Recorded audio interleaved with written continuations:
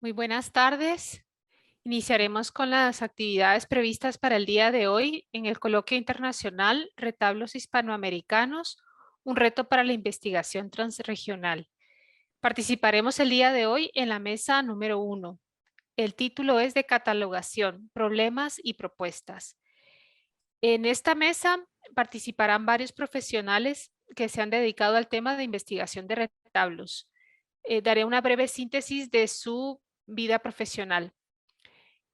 La primera ponencia fue la construcción, remozados y restauraciones de la iglesia en San Pedro de Lima, a cargo de Lee Cárdenas Noa. Él es historiador del arte de la Universidad Nacional Mayor de San Marcos en Lima, Perú. Ha participado en proyectos de catalogación y restauración de patrimonio religioso virreinal en la catedral y en la iglesia de San Pedro, ambos en Lima, Perú. El segundo tema es el de catalogación de los retablos de madera policromada de las capillas doctrineras del altiplano cundiboyacense. Está a cargo de Ana María Carreira, arquitecta de la Universidad de Buenos Aires, magíster en planificación de la Universidad de los Andes, doctora en historia de la Universidad Nacional de Colombia, postdoctorado de Historia del Arte del Instituto Pairó, profesora del Departamento de Humanidades de la Universidad de Bogotá, Jorge Tadeo Lozano. Con ella participan también Natalia López Zambrano, maestra en Artes Plásticas y Visuales de la Universidad Francisco José de Caldas, especialista en gestión de proyectos, magíster en Estética e Historia del Arte de la Universidad de Bogotá, Jorge Tadeo Lozano, docente universitaria. Laura Valentina Puerto Urete, arquitecta, estudiante del programa de Historia del Arte de la Universidad de Bogotá, Jorge Tadeo Lozano.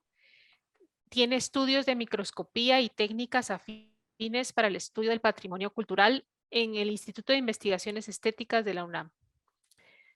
Tercera ponencia, las bases de datos como herramientas para el estudio del retablo virreinal cusqueño, a cargo de Diana Castillo Cerf, arquitecta con maestría en arquitectura en especialidad de conservación de monumentos y centros históricos, doctoranda en historia del arte por la Universidad Nacional Autónoma de México. La acompaña José Andrés de Leo Martínez, arquitecto con estudios de maestría y doctorado en historia del arte por la Universidad Nacional Autónoma de México. Trabajó en el proyecto de catalogación de bienes artísticos virreinales del Instituto de Investigaciones Estéticas de la UNAM. Ambos son investigadores del Centro de Investigación y Conservación del Patrimonio de la Universidad de Ingeniería y Tecnología del Perú, bajo el auspicio del Banco Mundial y Procencia Concitec. En la cuarta ponencia tenemos el reconocimiento e intervención de los retablos del Templo de Santa María en Tlaxcala, los límites entre la catalogación y el registro. Participa Paula Mus Orts, doctora en Historia del Arte por la Universidad Nacional Autónoma de México, miembro del Seminario de Escultura Virreinal del Instituto de Investigaciones Estéticas de la UNAM, docente de la ENCRIM con múltiples publicaciones, co-curadora de la exposición Pinxit Mexici, pintado en México, 1700-1790, para Fomento Cultural Banamex, LACMA y MED de Nueva York.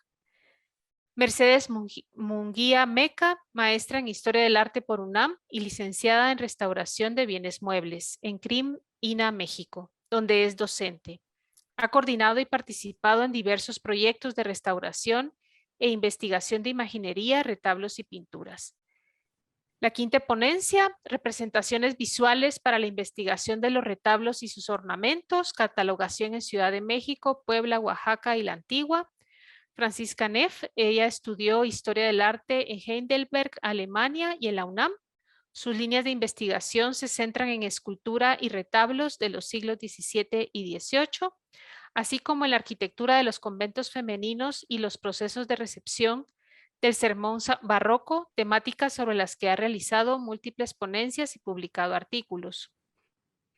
Y por último, la ponencia Los retablos de estuco policromado en la iglesia Nuestra Señora de la Asunción, en La Libertad, Perú. Está a cargo de Tania Pérez Díaz, bachiller en Historia del Arte por la Universidad Nacional Mayor de San Marcos.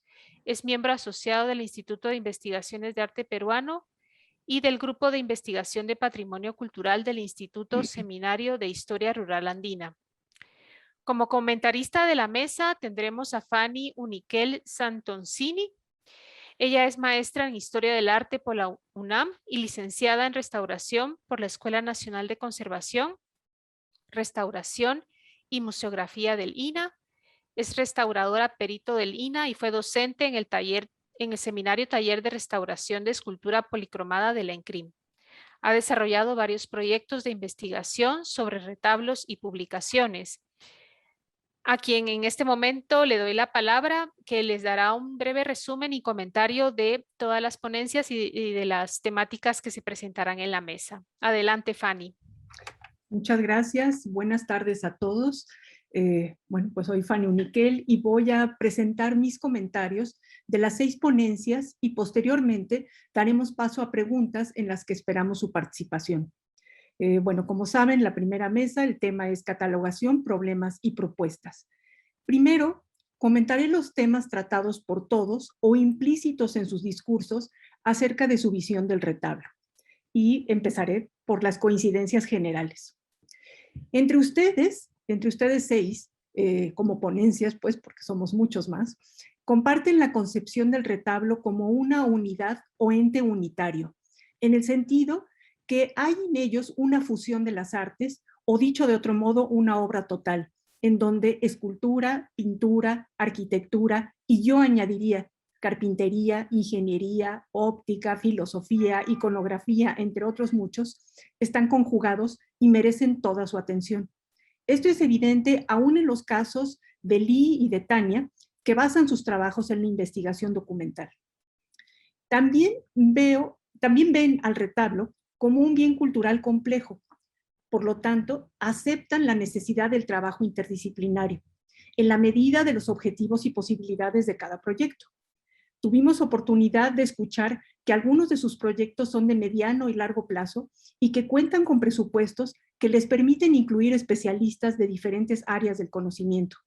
Felicito que hayan logrado esto, pues habla de proyectos de calidad, de sus buenos oficios, lógicamente, y del interés creciente en los retablos, producto de todos los trabajos anteriores, ¿no? Como escuchábamos ayer a pues grandes especialistas que han hecho enormes trabajos por los retablos en muchas partes de Hispanoamérica y en otras partes. También todos ustedes valoran el retablo en su contexto como un patrimonio vivo, que es parte de las comunidades, y como un potencial generador de bienestar. Además de que los usuarios se vuelven tanto informantes fundamentales para comprender las dinámicas de los templos, importantes para el resguardo de documentos y partes de los retablos que sabemos que son modificados o se van deteriorando, por lo que se transforman en conservadores de primera línea. Esto me parece muy importante también en las visiones de todos. Todos ustedes consideran también fundamental la búsqueda de datos históricos, documentos, grabados, fotografías, narraciones, además del levantamiento de la técnica de manufactura, de la morfología y de las características de los materiales, entre otros temas. Aprovechando para ello métodos y procesos gráficos y fotográficos, la mayoría de las veces digitales, también en menor o mayor medida según sus posibilidades. Por último, ven en esta información su uso potencial para futuras investigaciones. Algunos de ustedes mencionan su aprovechamiento para no nada más para el futuro, sino para el trabajo docente. Estas, digamos que son temas generales que comparten todos.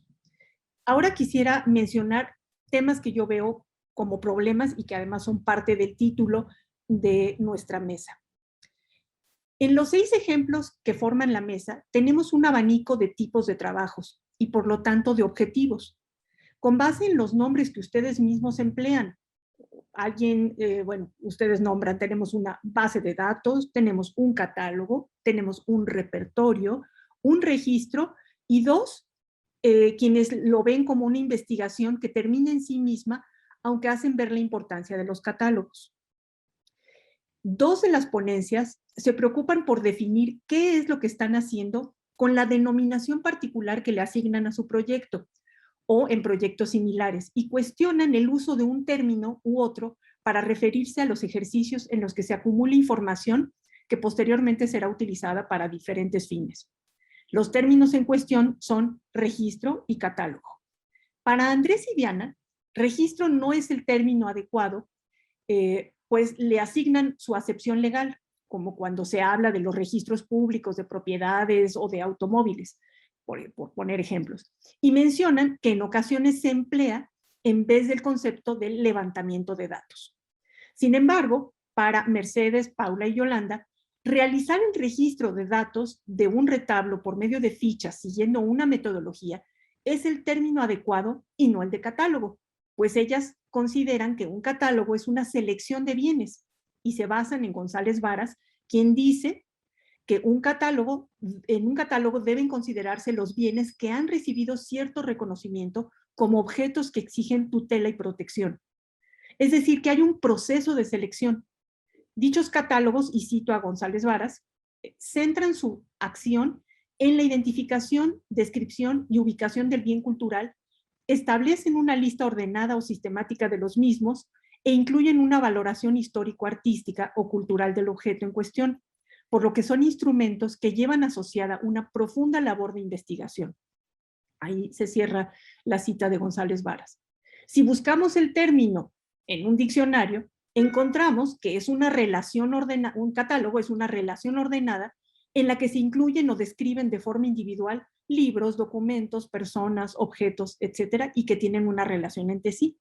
Aquí no se habla de ninguna de eliminar ningún elemento, ¿no? De hacer una selección.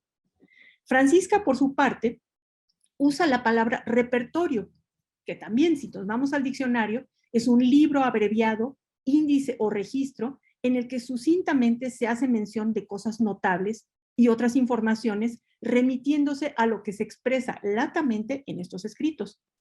El término también resulta adecuado para su caso de estudio. Sin embargo, considero que el uso de los términos, a final de cuentas, aunque sea diverso, es correcto en todos los casos, pues como las mismas Mercedes, Paula y Yolanda afirman, y la cito, puede ser adecuado el término dependiendo de los objetivos. Y yo agregaría también de los usos regionales de los términos. Podríamos buscar otras maneras de hablar de este ejercicio que realizamos todos a final de cuentas de levantar datos. Podríamos utilizar la palabra documentar, que es común en España.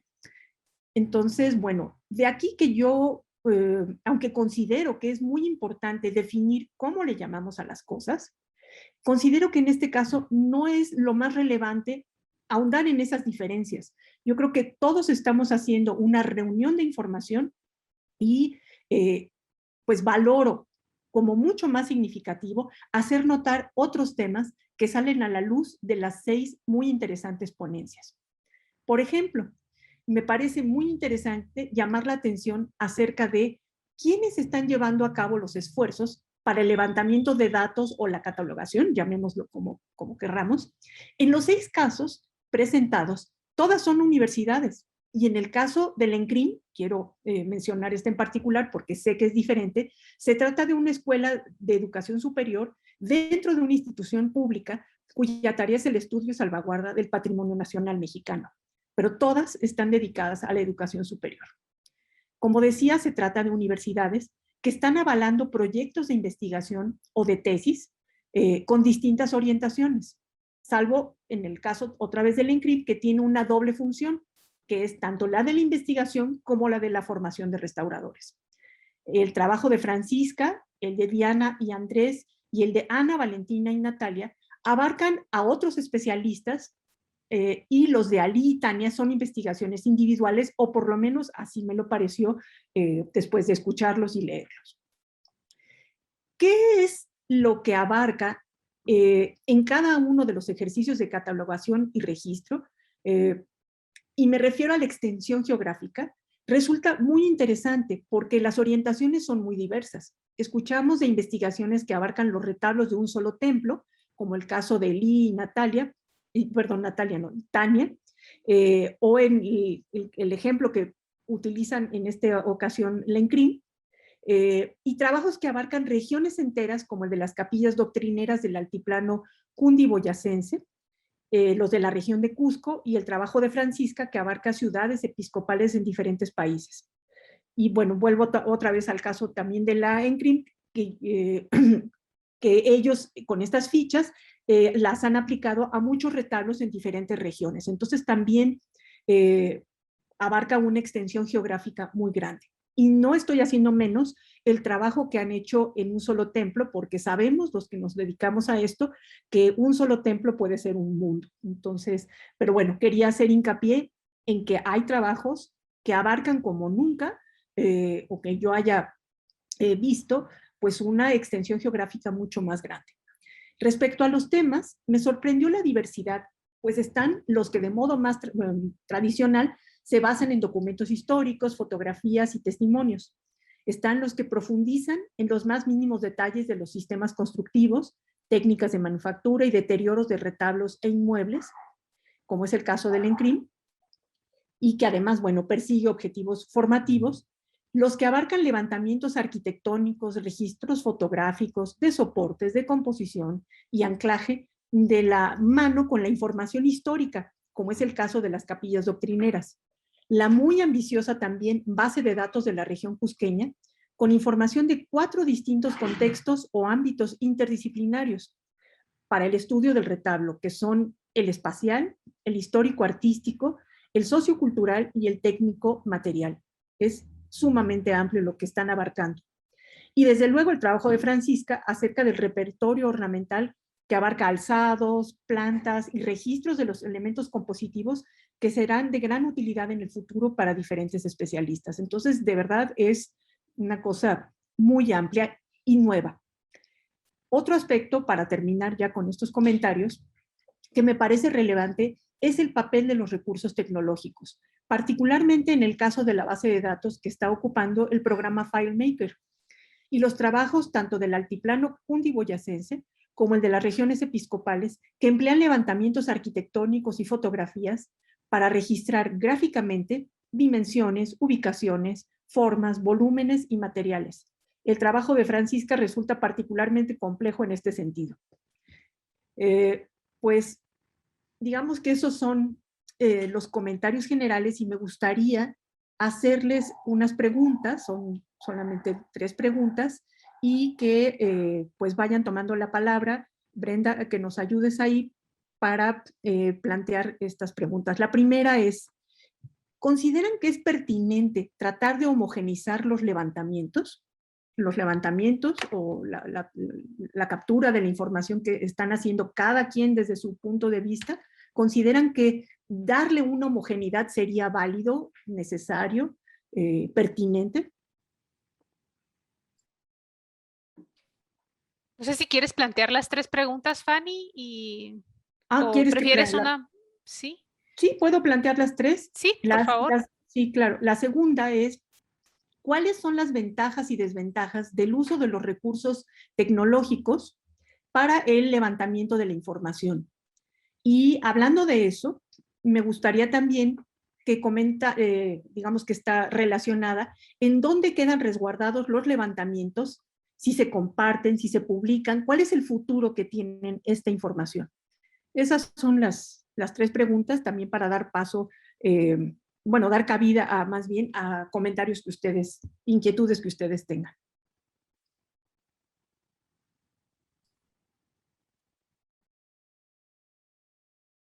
No sé si les gustaría a Diana y Andrés iniciar con sus comentarios. Adelante, Sí. en su propia experiencia. Sí, buenas tardes a todos. Gracias por la invitación a esta mesa.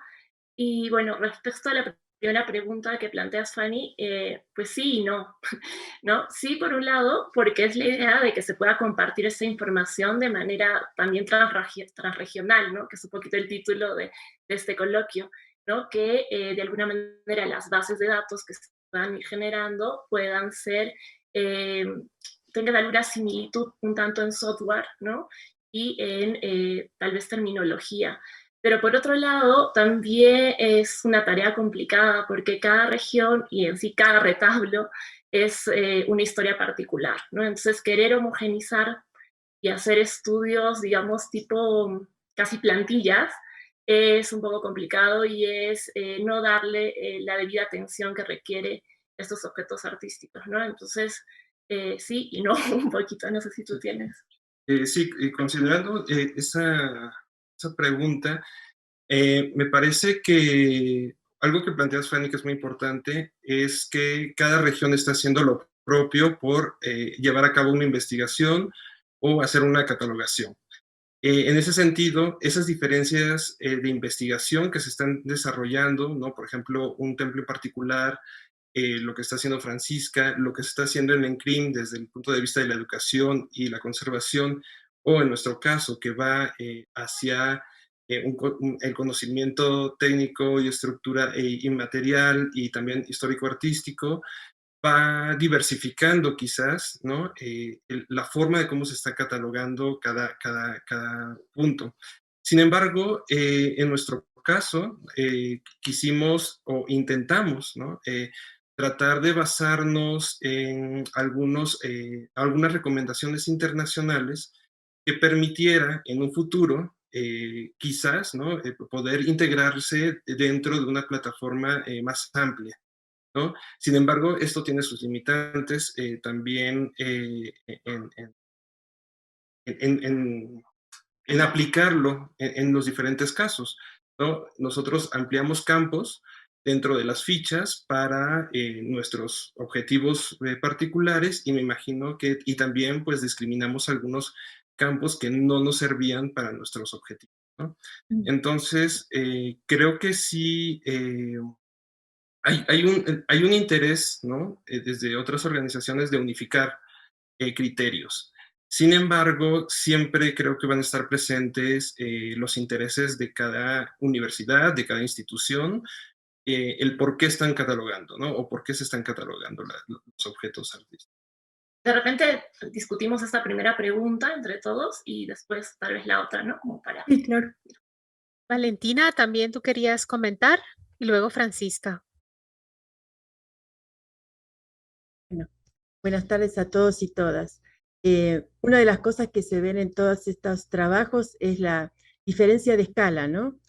También, ¿no? Que a veces son regiones, ¿no? Alejadas, dificultades para acceder.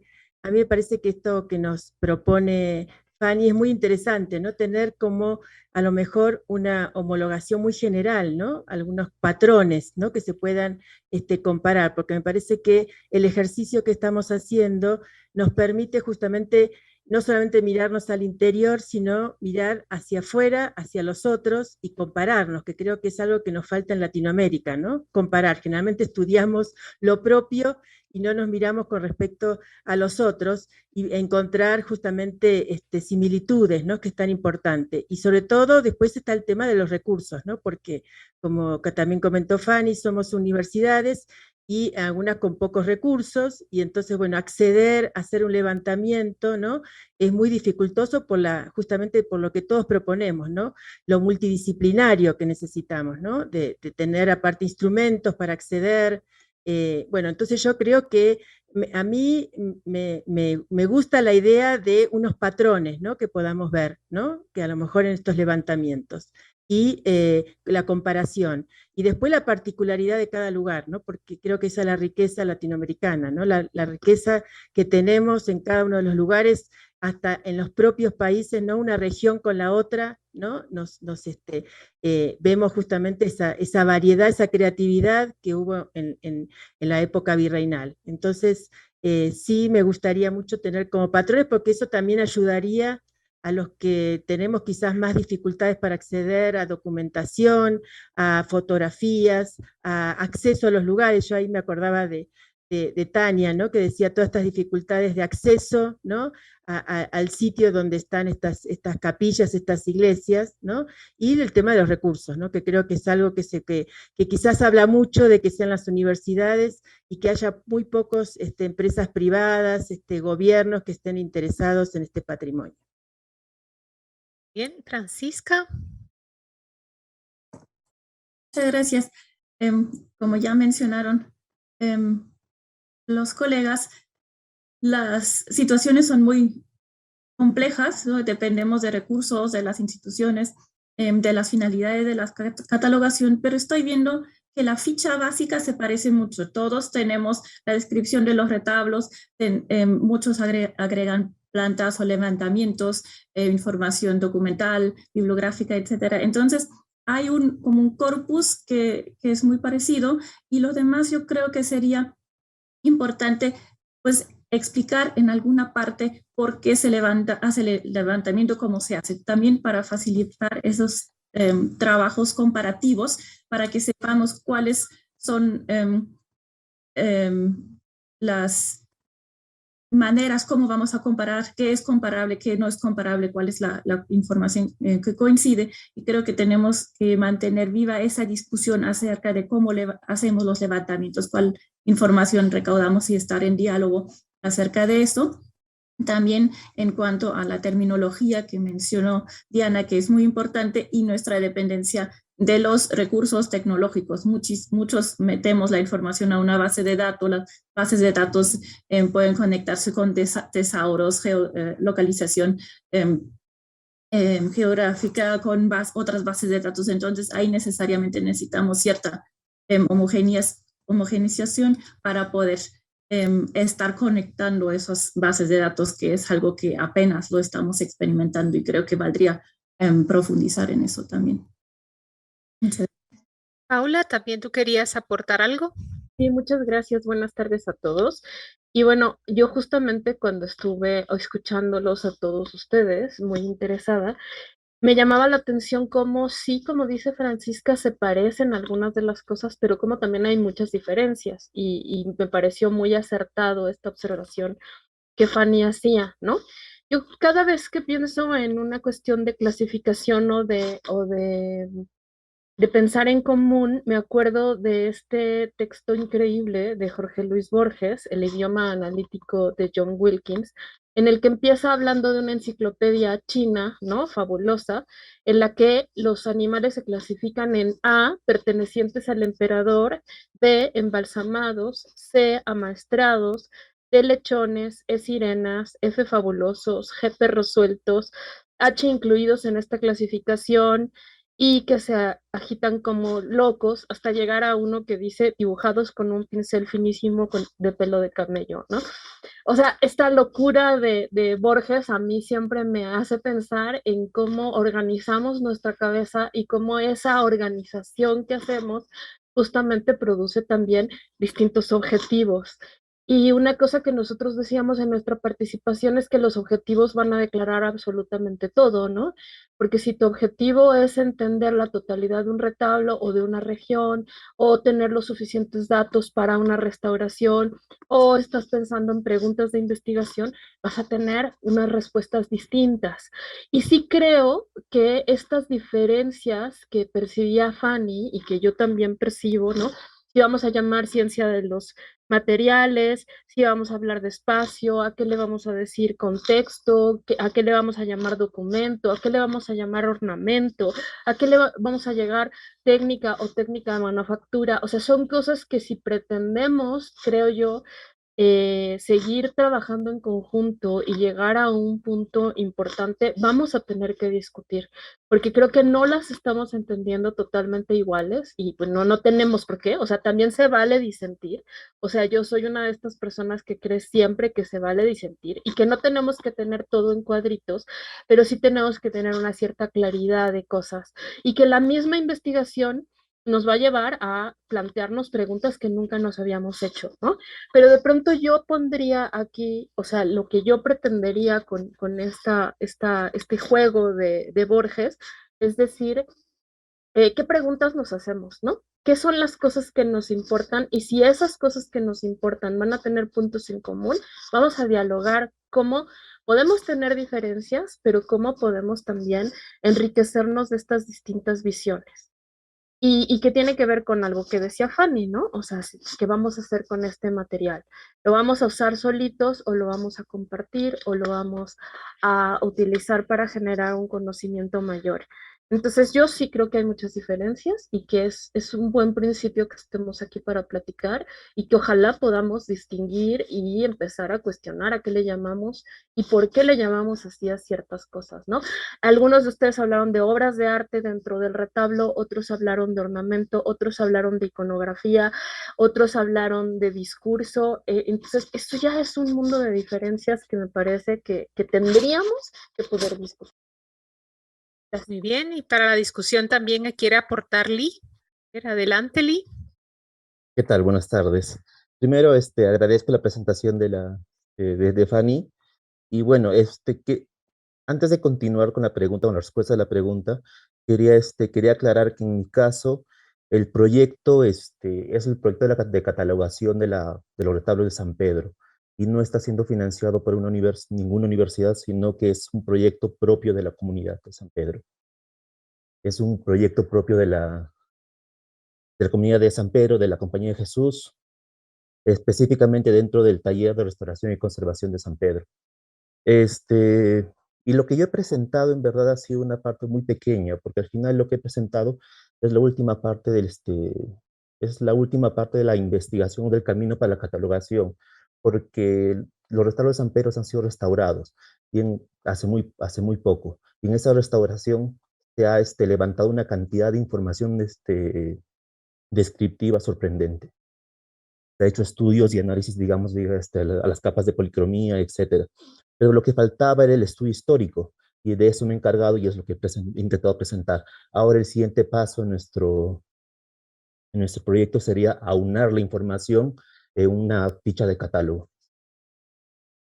Ahora bien, en cuanto a la pregunta de homogeneizar, digamos, de las fichas de catálogo, homogeneizar las fichas, lo que yo quería que, en este caso yo sí acuerdo con Francisca que casi todas las fichas por lo menos tienen un núcleo que podría ser igual para todos.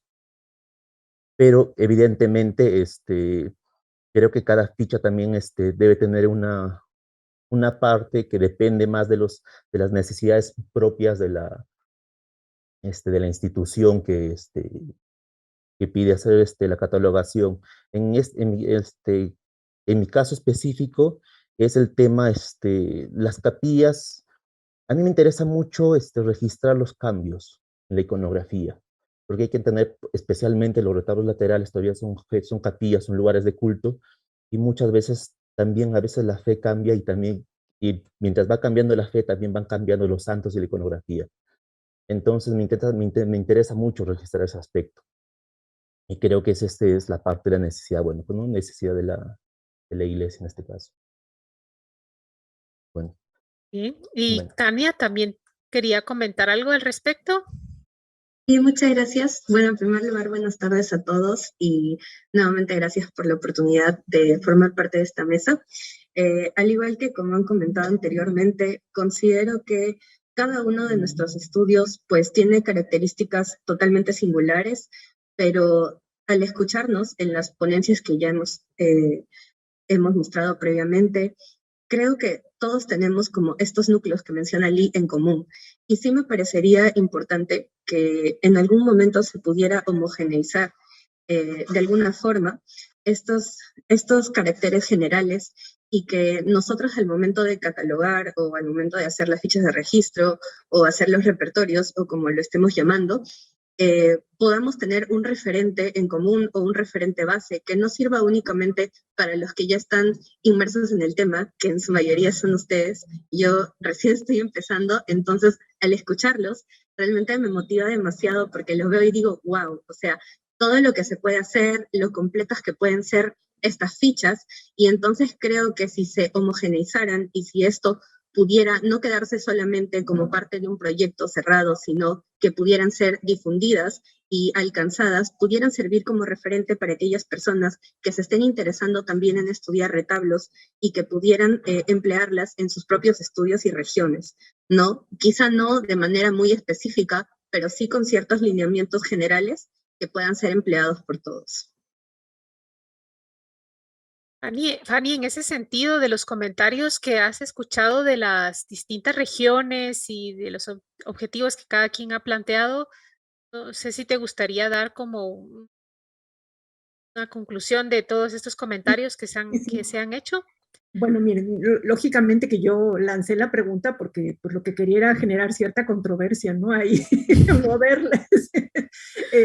Yo no es que yo opine que tiene que haber una ficha idéntica para todos. Eso yo creo que no es viable, no es posible, no es necesario. Sí creo que en la medida en que conozcamos más como todos los tipos de estudios que se están haciendo y que podamos llevar a cabo este diálogo del que hablaba Paula, eso me parece importantísimo, que sí podamos discutir términos, que podamos discutir nuestros intereses o los diferentes estudios que se hacen, porque bueno, por ejemplo, les voy a platicar una situación que vivimos no hace mucho,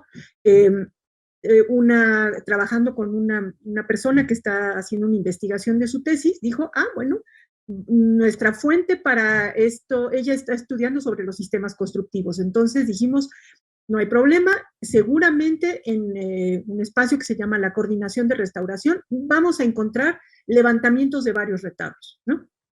En el archivo resulta que hay de todo y es tal la variedad, ¿no?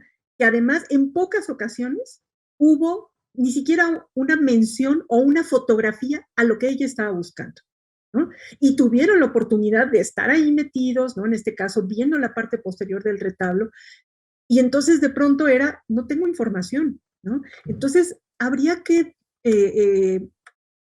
digamos, nuestra información en un momento dado, que ese sería otro aspecto que ahorita me gustaría discutir, va a ir a dar un archivo, nosotros no somos eternos, o se publica o va a ir a dar a algún lado, y entonces se vuelve material para que otras personas lo puedan consultar.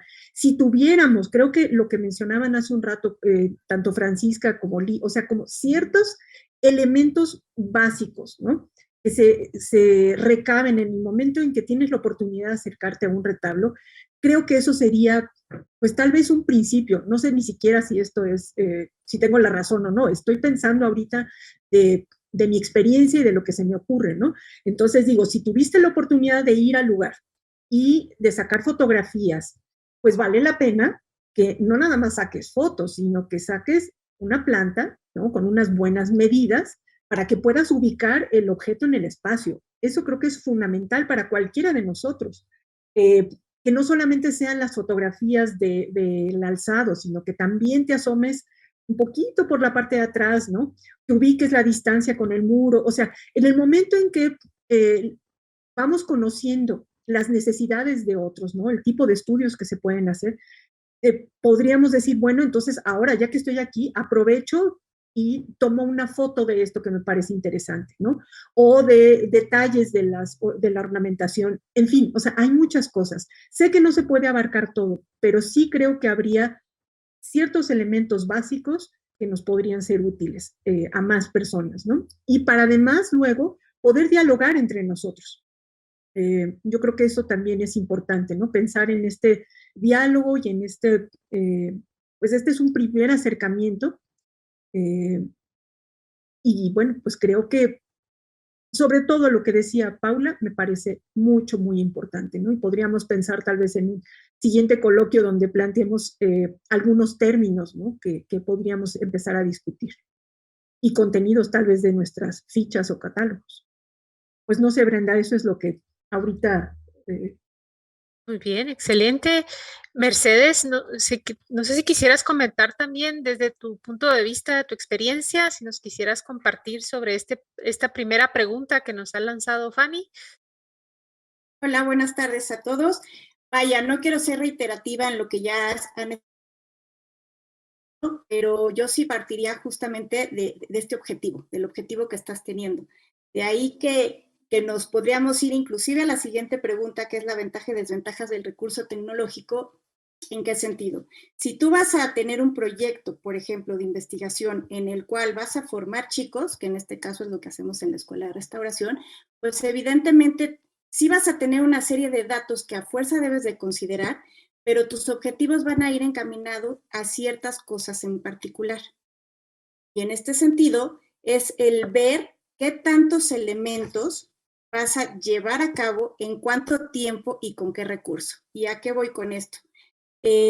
Hablando de instituciones públicas, pues evidentemente la cuestión financiera es delicada.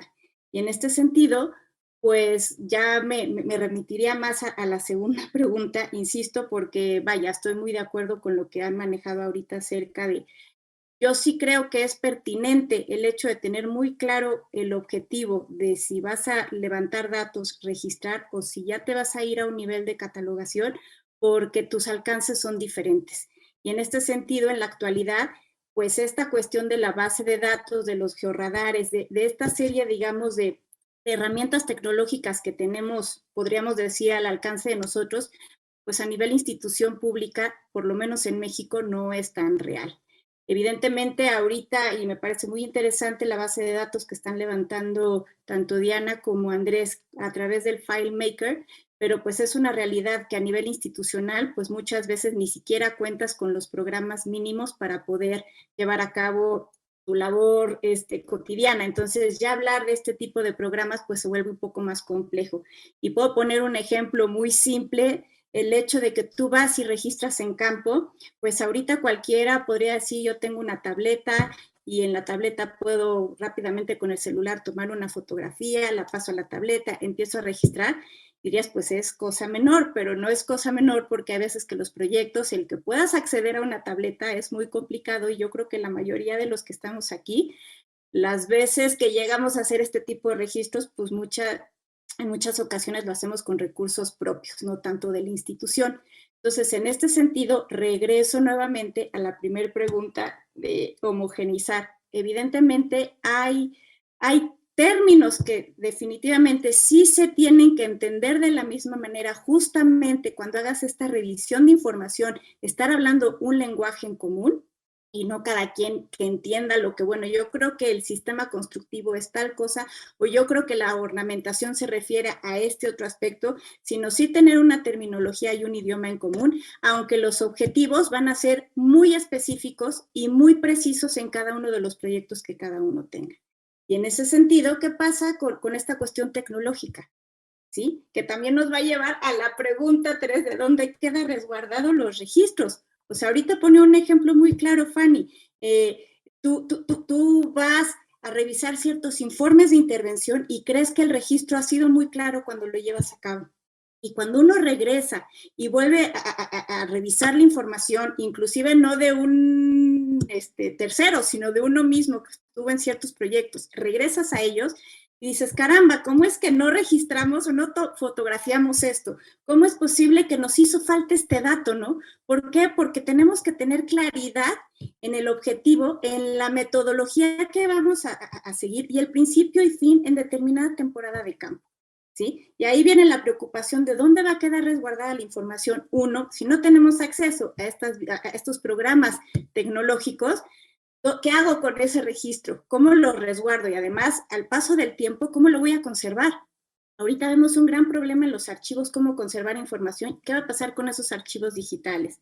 ¿Y dónde va a quedar resguardada la información? Si es una institución pública, la resguarda la universidad, la resguarda la institución, en este caso particular, en la institución que yo trabajo, que es el INA, o sea, lo va a resguardar el INA, la escuela, y en ese sentido, ¿qué va a pasar? Y es una realidad que hay veces que se están duplicando esfuerzos y se está dictaminando o se está registrando o se está catalogando bienes que igual una institución ya lo hizo y no está viendo ese cruce de información, lo cual ahí sí me parece gravísimo, pero vaya, creo que doy pie a que se siga con la discusión. Sí, justo Natalia, pues quería comentar también algo al respecto. Gracias, buenas tardes a todas. No sé si te puedes aproximar un poco más al micrófono, Natalia. Ok, ¿ahí me escuchan bien? Un poco mejor, sí, creo Listo, que un poco perfecto. mejor. Un poco en relación a lo que decía Mercedes, es muy cierto el hecho de las herramientas con las que uno puede trabajar en un proyecto de investigación. Nosotras aquí en privado comentábamos que envidia todas las herramientas que tienen Diana y Andrés para poder hacer toda esa catalogación, que es de una envergadura, pues digamos, monumental. Pero nosotros creemos que además de todo eso, evidentemente son más las ventajas a nivel digamos, de catalogación, de registro que nos ofrece los aparatos tecnológicos, pero sí encontramos nosotros quizás tal vez una desventaja, y es que cuando nosotros iniciamos a hacer precisamente ese registro de los objetos de estudio, tuvimos que dibujar. Entonces es una cosa de observar la mente y la mano conectadas. Y ese hecho hace que uno se aproxime como en una dimensión diferente al objeto. Es observarlo. A veces estamos tan concentrados en cómo se toma la fotografía, de qué manera se hace, qué específicamente queremos, que se nos olvida un poco el hecho de observar el objeto de estudio. Y eso lo hace, pues, digamos, un poco más eficiente y contundentemente la mano y el ojo. Y eso nos parece, pues, bien enriquecedor, por lo menos a nosotros nos funciona bastante. Diana y Andrés, también ustedes querían opinar algo, ¿verdad? Un segundo, Brenda, gracias. Es que complementando lo que menciona Valentina. Valentina, perdón, sí. Sí, no, perdón, Valentina es ella. Yo soy Natalia. Sí, perdón, Natalia, sí, perdón, complementando Natalia. eso respecto al acercamiento que podemos tener a nuestros elementos de estudio, considero que también es muy importante pensarlo desde la multidisciplinariedad. Y es que en ese asunto se van a mezclar también los intereses, pero también los tipos de acercamiento. Evidentemente, por ejemplo, en el caso de Valentina, que es arquitecta, y Ana, que es arquitecta, ellas tienen un bagaje que les permite pensar en el ensamblaje, en la construcción, pero si estamos hablando desde otras instancias, en el particular mío, desde la plástica, desde la imagen, entonces el asunto fotográfico ya rebosa en otras direcciones. Ya no solamente una planta general, sino también pensar en el ornamento. Entonces eso también, pensando en la primera pregunta y también en esta segunda respecto a la tecnología, es muy importante pensar cómo no es tanto uniformar, homogenizar, como si, aquí uniendo también con la intervención de Tania, es cómo podemos plantear un lenguaje que nos puede ayudar a acercarnos de una manera muy amable, pero también que contribuya bastante al reconocimiento de estos elementos. ¿Cómo así? Si yo llego a tomar fotografías, independientemente del equipo que pueda ser muy robusto o de última tecnología, o puede ser un celular, que como también lo menciona Mercedes, a veces es tan complejo poder acceder, y también por los lugares a los que uno puede llegar, cuando puede llegar, es cómo yo me puedo acercar en ese lenguaje. Toda la comunicación visual que podemos tener, todas las fotografías, si yo tengo muy claro cuáles son como esos parámetros fotográficos por lo pronto, que me puede llevar a un plano también dibujístico, puede contribuir enormemente a que alguien, o sea, como que ese legado se pueda robustecer en información. Si yo tengo un muy buen plano, si tengo una muy buena fotografía en general, si tengo muy buen detalle, si sé que es importante pensar, por ejemplo, el plano general no solamente para la estructura, sino también para la iconografía, como lo mencionaba Lee. Si lo puedo pensar desde las columnas, si lo puedo pensar desde el ornamento, el detalle.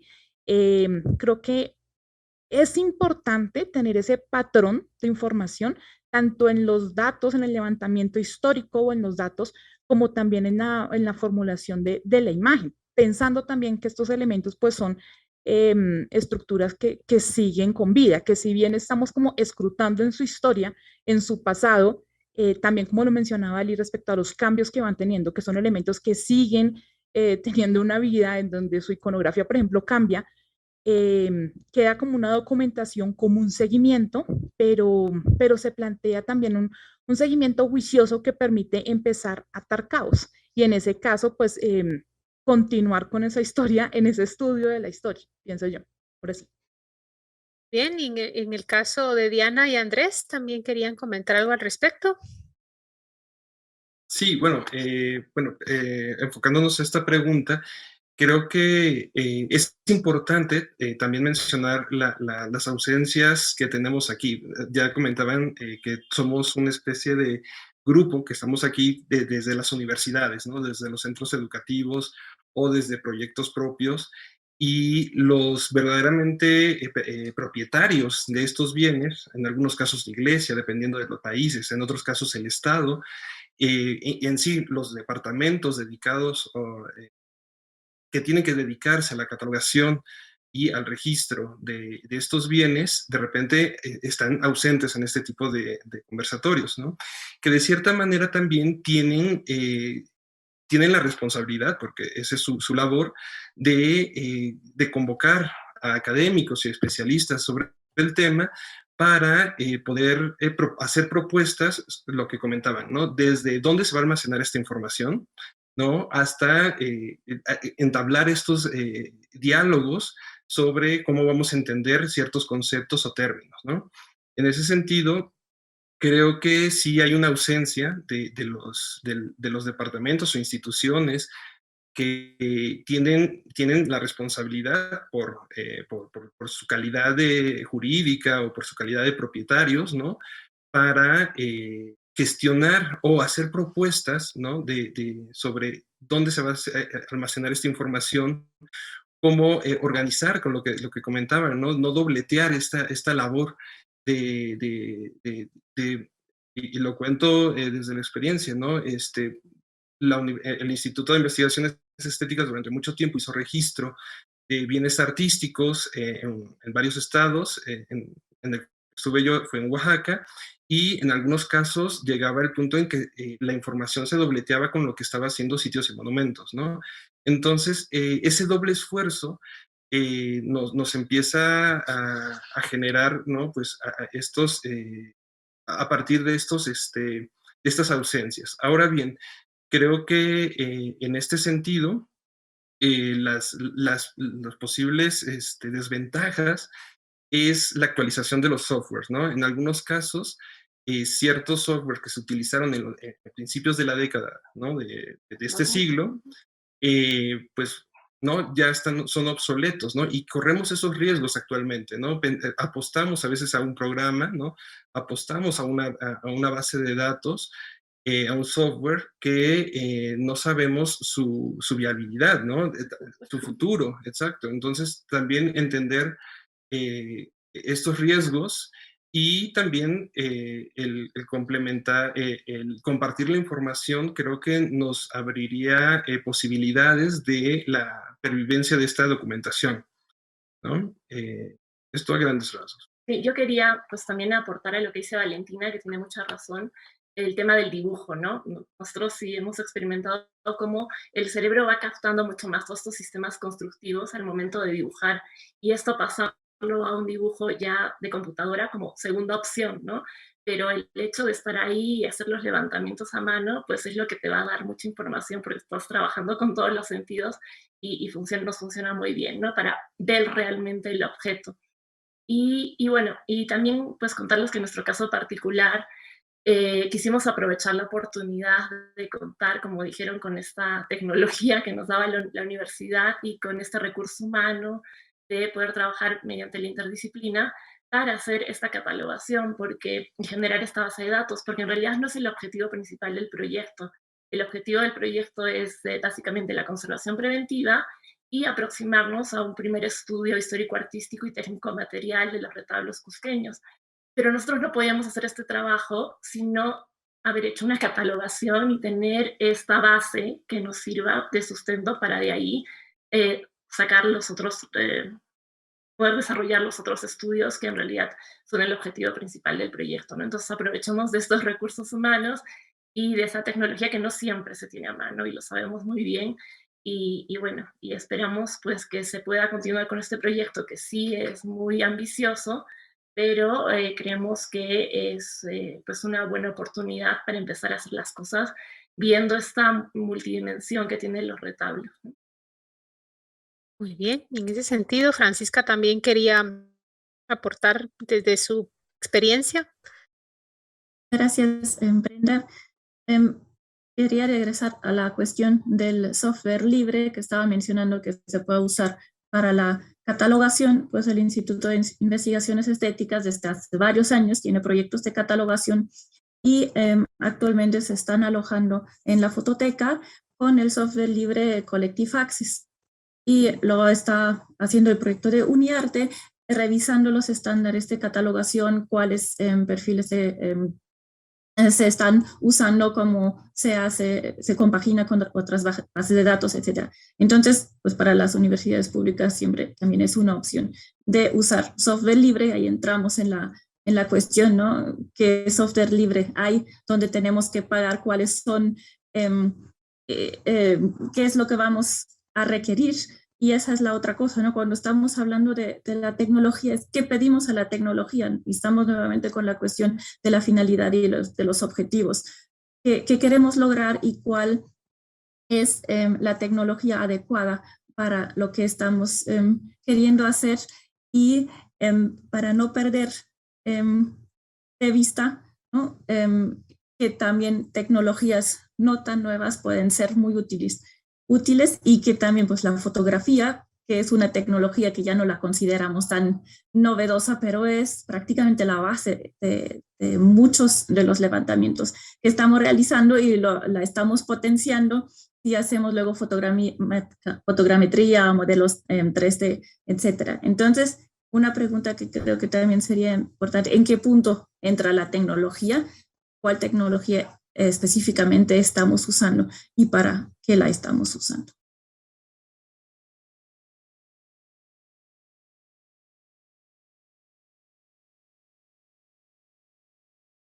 Creo que me tocaba a mí, si no me equivoco, Brenda, porque Sí, tienes... Paula, sí, por favor, sí, adelante, vamos, Paula. Gracias. Bueno, pues un par de cosas, ¿no? Que ya dijeron algunas de las cosas que quería decir, pero que me parece importante reiterar aquí, ¿no? Uno es que según lo que queramos y los recursos que tengamos, las preguntas que hagamos, vamos a conseguir soluciones. Hay muchísimas maneras de conseguir una solución cuando no se tiene un recurso, aunque no sea el recurso más sofisticado del mundo, pero primero tenemos que saber qué queremos, ¿no? Y a partir de ahí viene una solución. Dos, decir que la documentación también es poder, ¿no? Y que pues parece todo muy lindo, pero en realidad también para este tipo de cosas, registros, catalogaciones, pues hay una cantidad de política cultural, política académica que pues atraviesa, ¿no? El asunto mismo de los recursos que atraviesa todo lo que estamos haciendo. Y que pues hay que tomar en cuenta, ¿no? No estamos en las mismas situaciones todos los que estamos investigando estas cuestiones de arte y de hecho durante mucho tiempo ha habido personas que tienen recursos y que pueden hacer catálogos y que los usan para sus propios beneficios, ¿no? Entonces ahorita Francisca mencionaba los softwares libres.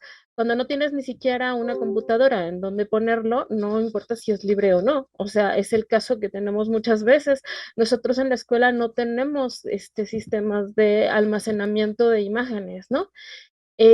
No tenemos computadoras, no todo el mundo tiene computadoras y no tenemos una formación de personas que estén ahí, ¿no? Porque además cuando es un instituto de investigación va a tener una solidez que no tiene un lugar donde un estudiante pasa, hace una tesis, deja su aportación y se va. Porque no hay un seguimiento de investigación. Entonces, ahí hay como muchos otros problemas que tienen que ver con presupuestos y yo sí estoy de acuerdo con que según el problema que te plantees, puedes encontrar muchísimas maneras de solucionarlo, ¿no? Y por último, pues que el problema digital también es un problema. También Andrés ya lo decía, hay programas que la gente piensa que van a ser la panacea y después de un tiempo no funcionan. Y eso creo que también nos ha pasado a todos, ¿no? En algún momento incluso para nuestros catálogos de imágenes que usamos como historiadores del arte, los que lo somos, ¿no? Pero también el problema de lo digital es un problema gigantesco, ¿no? A nivel de cómo se guarda la información, de la vida misma de una imagen digital, de la vida misma de un archivo digital, y que no nos estamos preparando para eso, o no todo el mundo se está preparando para poder solucionarlo, ¿no? Antes se pensaba que un tipo de fotografías era la más estable de todas y resulta que no lo es, ¿no?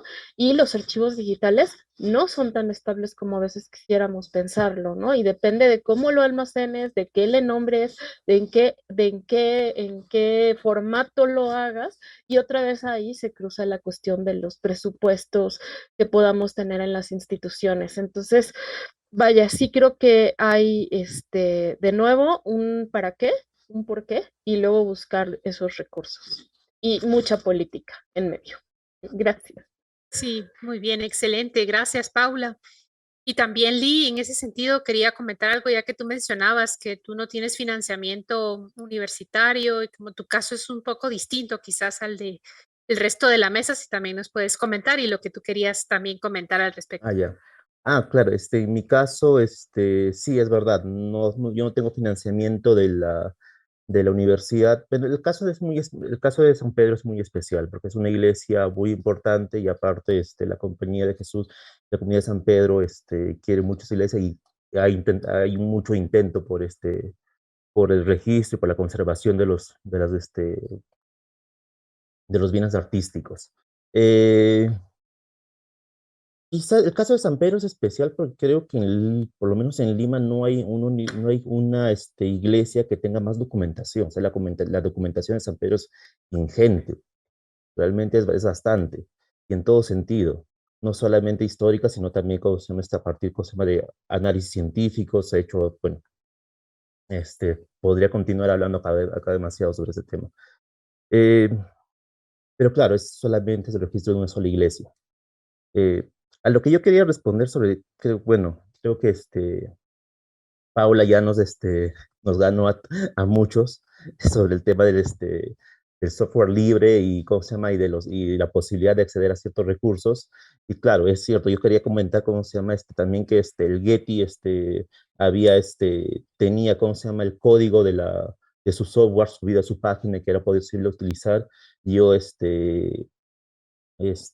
para diseñar mi ficha en San Pedro, me influencié bastante de ellos, pero claro, es cierto,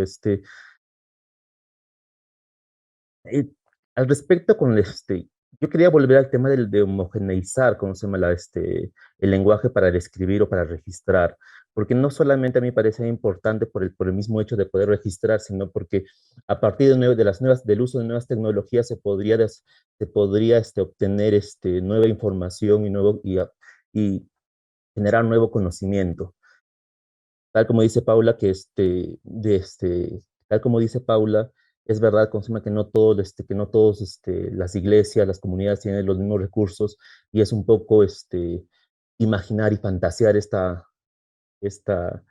este tema de poder llegar, ¿cómo se llama?, a un registro, a una gran cantidad de ejemplares completos, correctamente descritos y con un lenguaje homogeneizado como para poder, no sé, utilizar, ya sea algoritmos para generar nueva información. Muy bien, y también en esa línea de ideas, Tania, también querías comentar algo también desde tu experiencia, ¿no? Sí, muchas gracias. Justo esto era algo un poco personal, pero que tiene mucho que ver con lo que hemos estado comentando. En mi opinión, yo veo totalmente útil el utilizar tecnología para estudiar los retablos, porque en mi caso, este estudio forma parte de mi tesis de pregrado, que es en Historia del Arte. Entonces, mi objetivo principal es justamente darle un contexto histórico a estos retablos. ¿Y qué pasa cuando no hay suficiente o casi nada de información documental? ¿Cómo los situamos en un contexto? ¿Cómo les colocamos una fecha? Entonces, en ese sentido, es súper importante la información material y por lo tanto es súper importante poder utilizar tecnología para llegar a la esencia de esta materialidad. Es decir, por ejemplo, saber qué madera se está utilizando, ¿no? Que más allá del ojo, que puede ser a veces muy útil, realmente no hay nada como la prueba científica o una prueba química que te va a arrojar el dato exacto de lo que tú estás viendo. Y por lo tanto también te puede ayudar a fechar y a darles un mejor contexto. Entonces, si bien yo sí veo demasiadas ventajas en el uso de la tecnología para poder historiar los retablos, me quedo con lo que mencionaba Natalia, ¿no? Que solo el ejercicio de observar es el que nos va a dar respuestas cuando faltan estos recursos, ¿no? Y que en mi caso, por ejemplo, yo no he tenido para hacer una reconstrucción en 3D como me hubiera gustado de las columnas, porque son tipologías específicas, pero lo que hice fue coger un poco de plastilina, coger unas brochetas y comenzar a imaginar la plasticidad de cómo fueron construidos y hacerlo yo misma en una versión miniatura. Y eso me ayudó a entender cómo lo hicieron. Entonces, el hecho de buscar estas otras soluciones para poder responder a esta falta de recursos es algo que también debemos apuntar y bueno, era lo que quería comentar un poco desde lo personal. Muy bien, excelente, gracias. Y le vamos a pedir por favor a Fanny, si puedes tú ahora hacer un comentario, resumen de esta última parte que se ha circunscrito principalmente a la segunda pregunta. No sé si pudieras hacer un comentario.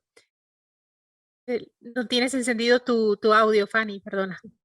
No, gracias. Creo que es complicado, ¿no? Porque todo lo que han dicho, pues es más que cierto, ¿no?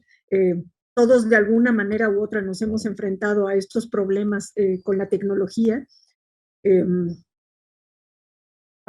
Se podrían poner muchos ejemplos. Yo creo que, en fin, no podemos desdeñar ninguno de estos posibilidades, pero yo creo que van no sé, a estar un poco, pues otra vez en la medida de nuestros objetivos y de nuestras necesidades, ¿no? Yo creo que el dibujo, ¿no? Como decían hace un rato, tiene que ser uno de nuestros, el dibujo y la fotografía tradicional tienen que ser nuestros, dibujo arquitectónico, ¿no? Tienen que ser nuestros elementos básicos, que esos los tenemos que manejar, ¿no? Así como una ficha básica, ¿no? Con base en nuestros objetivos. Yo creo que eso es esencial, ¿no? De pronto uno piensa, y si viniera como cuando se va la luz, ¿no? Ahora, la energía eléctrica, ¿no? Te quedas sin poder hacer nada. ¿Qué pasaría si eso sucediera y viviéramos en una situación ahora novedosa así? Bueno, pues igual haríamos levantamientos de retablos y pues tendríamos que hacerlo con lo que sabemos, ¿no? Con lo que tenemos.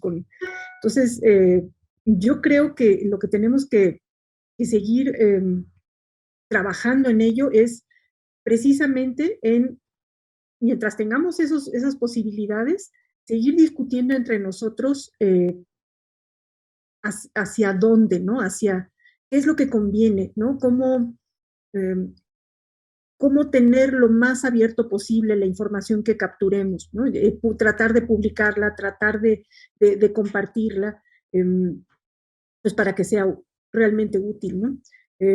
No sé, ahorita de pronto como que me costó trabajo reunir todas las cosas que se dijeron. No sé, seguramente algo me faltó, pero fue mucho.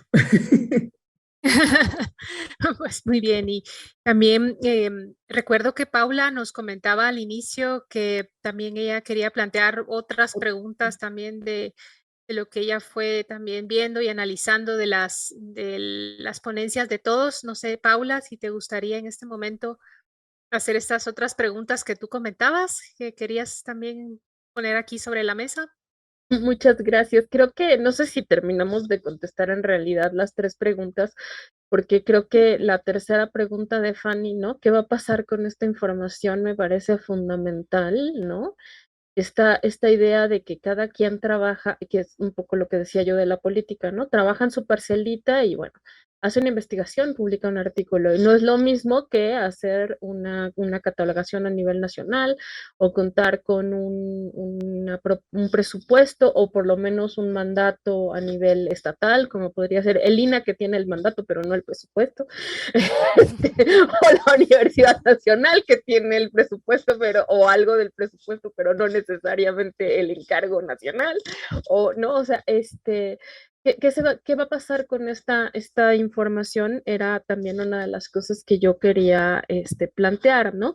Y lo demás tenía que ver justamente con discutir a lo mejor algunos términos, ¿no? A veces escuchando las ponencias, justamente me imaginaba yo esta situación. Obviamente en mi imaginación eso quiere decir que puede estar totalmente equivocada, ¿no? Pero en mi imaginación estaba la pregunta, ¿qué objetivos tiene este trabajo y qué, qué presupuestos estoy teniendo con ellos, ¿no? ¿Para qué voy a hacer este registro que vamos a tener?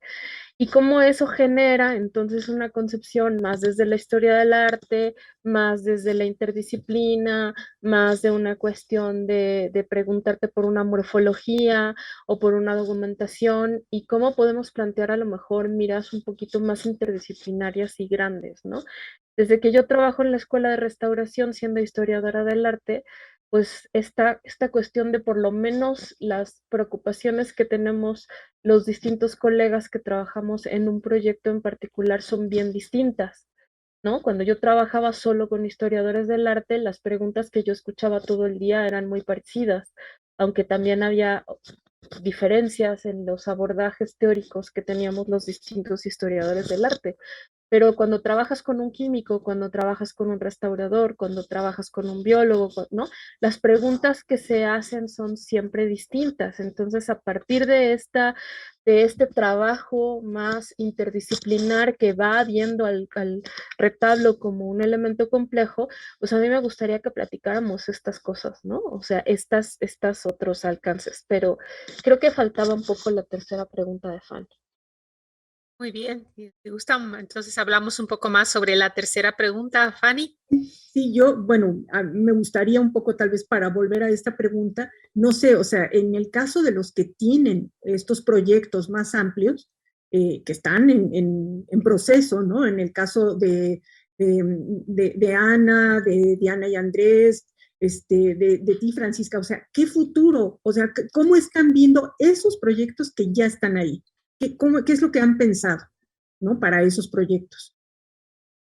¿Qué va a pasar con esa información? ¿Dónde se va a compartir? ¿Se va a publicar? ¿Dónde se va a guardar? No sé, eso a mí, que están esos proyectos ya sucediendo, ¿qué es lo que tienen planeado para ellos? Muy bien, y en ese caso también, Ana, ¿querías comentar algo? ¿No? Muy bien. Sí, quería hablar sobre esto de dónde guardar todo esto, ¿no? Pero primero como algo que está sucediendo en la música, ¿no? Que volvieron los discos de vinilo, ¿no? Entonces también algunas formas de guardar, ¿no? El papel, a lo mejor tiene que volver, esto que decía Fanny, se corta la luz, ¿no? Entra un virus en la computadora, etcétera, y se pierde toda la información. Pero a mí creo que era, no sé si era el trabajo de Mercedes y Paula o el de Diana y Andrea, y Andrés, era importante, me parece, esto de guardar para el tema de los robos, de las desapariciones, ¿no? Y que, bueno, en las capillas que estamos trabajando ha pasado mucho eso, ¿no? Hasta hay curas que han regalado partes de retablos, han desaparecido, de pronto un momento donde hay una restauración, se sacan los retablos y después los retablos desaparecen. Por eso la importancia del registro, de la catalogación. Pero en este caso, me parece que también las instituciones internacionales, creo que hablaron de Interpol, de las gubernamentales, ¿no? Que a lo mejor son también con las que tenemos que estar en contacto para esa catalogación que hay, ¿no? Para que tengan ese registro, ¿no? Cuando hay pérdidas y cuando hay robos. En los lugares de difícil acceso o donde no hay mucho turismo, pasa mucho eso, ¿no? Y a veces hasta la misma catalogación hace que, o el registro hace que estas mafias de robo de obras artísticas empiecen a saber, a conocer, ¿no? Que el valor que tienen estos lugares, estos espacios de la época virreinal. Entonces me parece que el guardar y el difundir también y hacia quién tenemos que enviar también esa información también me parece que hay que tenerlo en cuenta.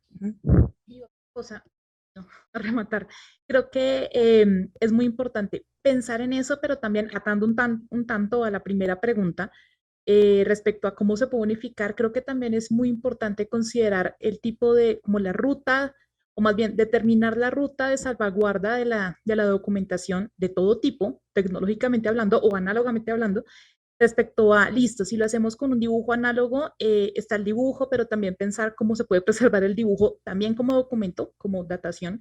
Le tomo una fotografía, lo escaneo, si es un documento digital, lo subo a la nube, lo dejo en correo, como muchas opciones, independientemente del momento tecnológico que estemos atravesando, si es software libre, si es un drive, si es una memoria, si es lo que sea, como importante determinar esa ruta y como ese establecimiento de muchas formas de salvaguardar esa información, independientemente si es el modelo de plastilina, que me parece súper bonito ejercicio, es guardar el modelo de plastilina, saber cómo lo puedo preservar, pero también hacerle unos buenos registros, o sea, como tratar de cubrir todos los francos para poder mantener esa información independientemente de la época en la que nos encontremos o pues los diferentes eventualidades a las que podemos estar enfrentados de muchas maneras para poder salvaguardar esta información.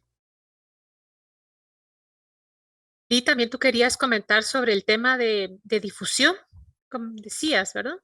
Sí, claro. Lo que yo, bueno, como ya les expliqué con el tema de San Pedro, es bastante particular. Entonces no quería ahondar más en eso. Pero lo que sí quería decir es que ya particularmente como investigador yo me dedico a los retablos. Mi tesis, mi tesis también de grado fue con sobre el retablo limeño en el siglo XVI. Pero más allá de eso me interesa bastante el retablo. Entonces incluso en Ayacucho también me puse a investigar retablos. Y si hay algo que preocupa mucho a la comunidad, sobre todo en la iglesia, es la difusión de los inventarios. Precisamente como ya lo decía, como ya lo explicaba Valentina, siempre hay el miedo de los robos. Porque sí, porque estos inventarios son herramientas para robar. Hay un caso pero muy conocido, que es el caso hay un libro célebre, que es el de Gisbert y Mesa, sobre pintura cusqueña. Creo que se publicó en 1970, 1980, pero es conocido de que este libro fue un catálogo para robos. Entonces, siempre existe todavía este miedo de querer compartir los inventarios. En Lima he participado también en otros proyectos de inventariado en monasterios, pero claro, se levantó un montón de información, pero esa información solamente está accesible dentro de la comunidad. No ha salido ni nada de artículos, ni algún libro, ni publicación. Solamente es para uso de la comunidad. ¿Por qué? Porque precisamente existe este miedo. Sí, sí, muy bien. ¿Perdona? ¿Sí?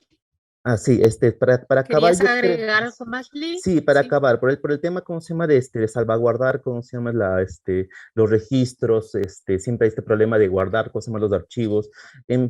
Principalmente creo que por lo menos el archivo digital no es tan difícil de guardar, o por lo menos de asegurarnos que no se pierda, porque en este momento, digamos, los espacios en las nubes, no suele ser muy caro el precio, e incluso poder tener varios tipos de memoria para guardar los mismos archivos en varias memorias para evitar así que alguna se malogre.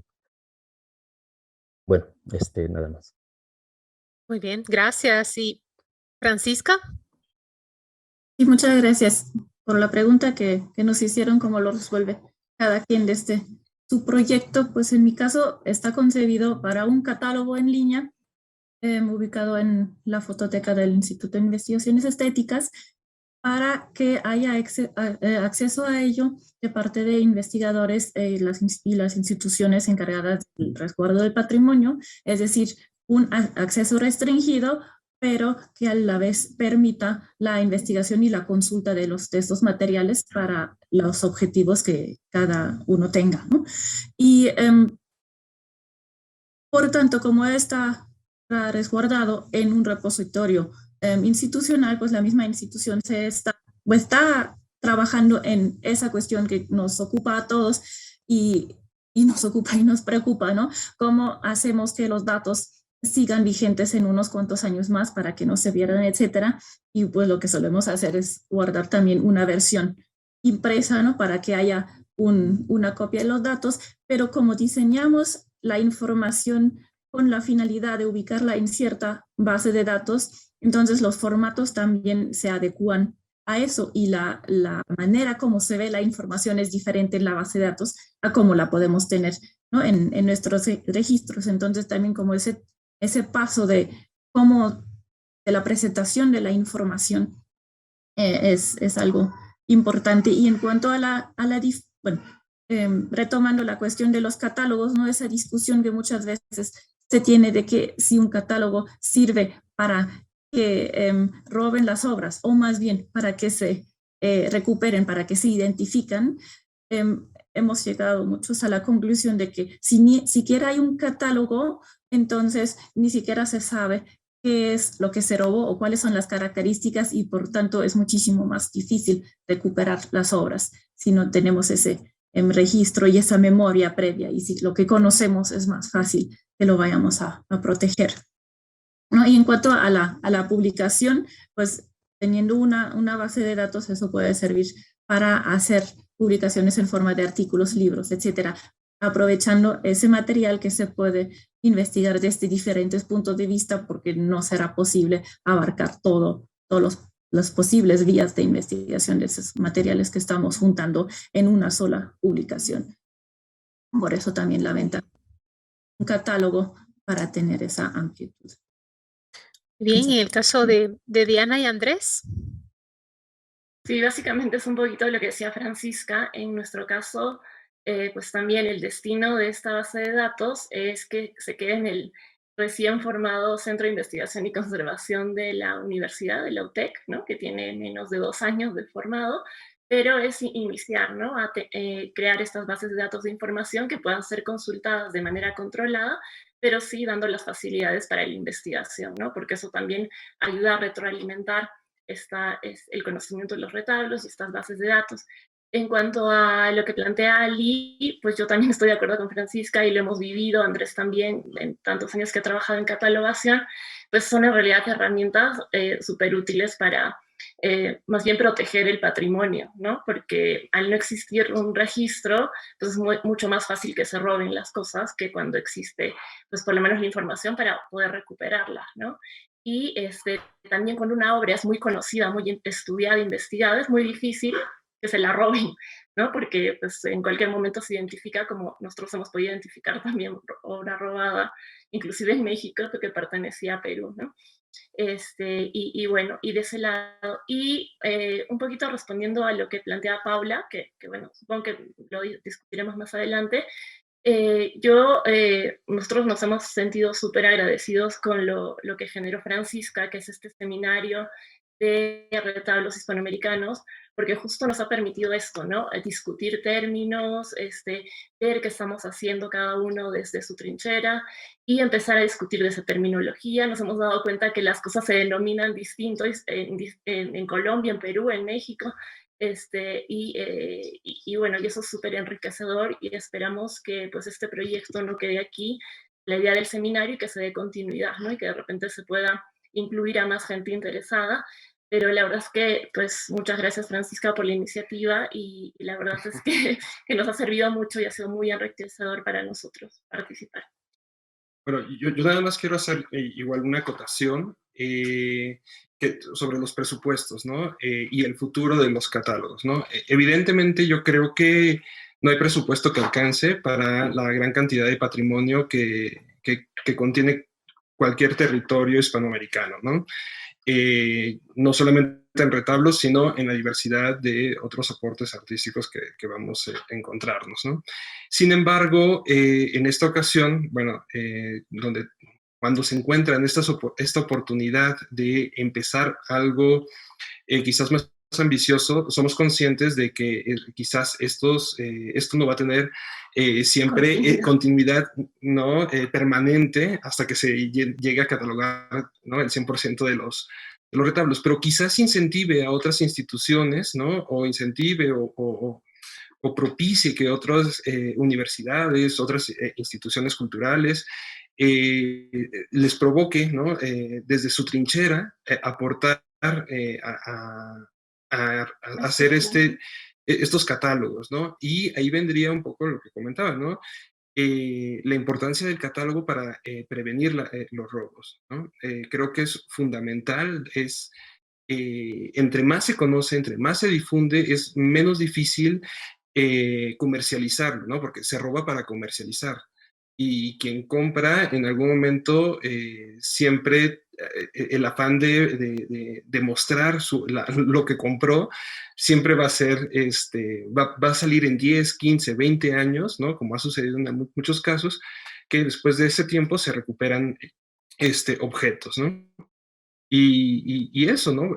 y sucede, como decía también Diana, que hemos encontrado retablos, en colecciones particulares peruanos, catalogados como portugueses. Catalogados como portugueses para desviar un poco, bueno, identificados como portugueses para desviar un poco la atención en México, ¿no? Y si no hay un registro, no sabemos, ese retablo seguirá siendo portugués y no peruano, ¿no? Y continuará así hasta que se legitime.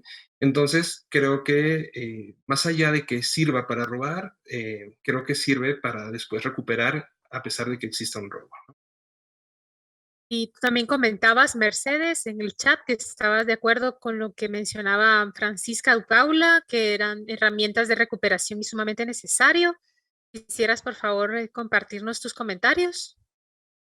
Sí, así es. O sea, yo creo que el tema de la catalogación, registro, inventarios es un tema particularmente que puede causar, digamos, incomodidad, justamente hablando, no inclusive de grandes templos reconocidos dentro del patrimonio de la humanidad, etcétera, sino me refiero a comunidades un poco más pequeñas, que evidentemente hemos hablado de este trabajo interdisciplinar, pero vaya, es que es desde cómo le entras a la comunidad, o sea, cómo llegas a ella, no es llegas y ya pediste el permiso y con permiso llego y registro, sino sí se tiene que hacer un trabajo previo, justamente porque una realidad, y la está marcando Lee, es que pues ha habido mucho robo y sigue habiendo mucho robo. Entonces podría, si no se maneja de la manera adecuada, podría tener como esa arma de doble filo. Sin embargo, yo creo que el hacer, digamos, un trabajo insisto, con el objetivo muy claro, las metas a seguir, igual en una primera temporada la comunidad te va a decir no entras y no registras, ¿sí?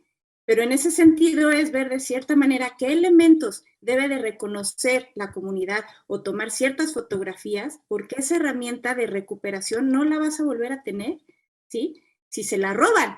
Y justamente, que es los comentarios que los compañeros han estado diciendo constantemente, es eso, que evidentemente debemos de saber en qué repositorios tener esa información, hacia dónde dirigirla y vaya, o sea, yo creo que también es un tema de concientizar a las comunidades e inclusive dar pláticas para realmente que sepan la importancia que tiene de registrar su patrimonio, porque uno está de paso, uno llega, está en cierta temporada de campo, pero vaya, o sea, quienes están resguardando y quienes están custodiando son ellos. Entonces, también hay que tener cuidado porque muchas veces el llegar nosotros como extraños a una comunidad y darle ahora sí que los reflectores a algo que igual y no era tan conocido, también hay que ver de qué manera se está manejando esa información, porque pues sí, efectivamente es una invitación y vaya, yo creo que hay muchos ejemplos de no conocían esto y aquí está, y como no está inventariado, no está catalogado, pues llego tan fácil como que agarro la navaja, corto el cuadro, lo enrollo y me lo llevo, ¿no? Entonces, en ese sentido, yo creo que sí hay que, inclusive ahorita estamos hablando, vaya, de los problemas en general que puede tener un registro, una catalogación, dónde vamos a resguardar esa información, si tenemos acceso a medios tecnológicos o no, vaya, como lo han dicho todos los que estamos aquí que hemos trabajado con retablos, pues sí, se te va la luz y vaya, no se te cae el mundo, o sea, agarras tu lápiz, empiezas a bocetear, a tirar líneas, vaya, o sea, haces un ejercicio verdaderamente no basándote en esa cuestión tecnológica y vaya, yo creo que una constante en cualquier lugar donde hace falta recursos es el ingenio y yo creo que siempre las ingeniamos realmente para poder tener la información, digamos, a mano.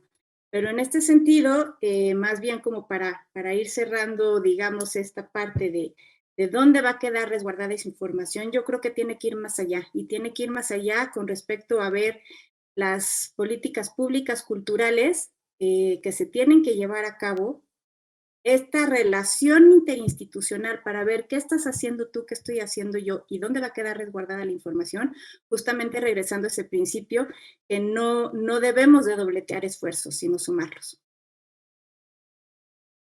Excelente, y también Ana, Valentina y Natalia querían comentar en su caso, en sus proyectos en Colombia. A ver, ustedes también querían comentar.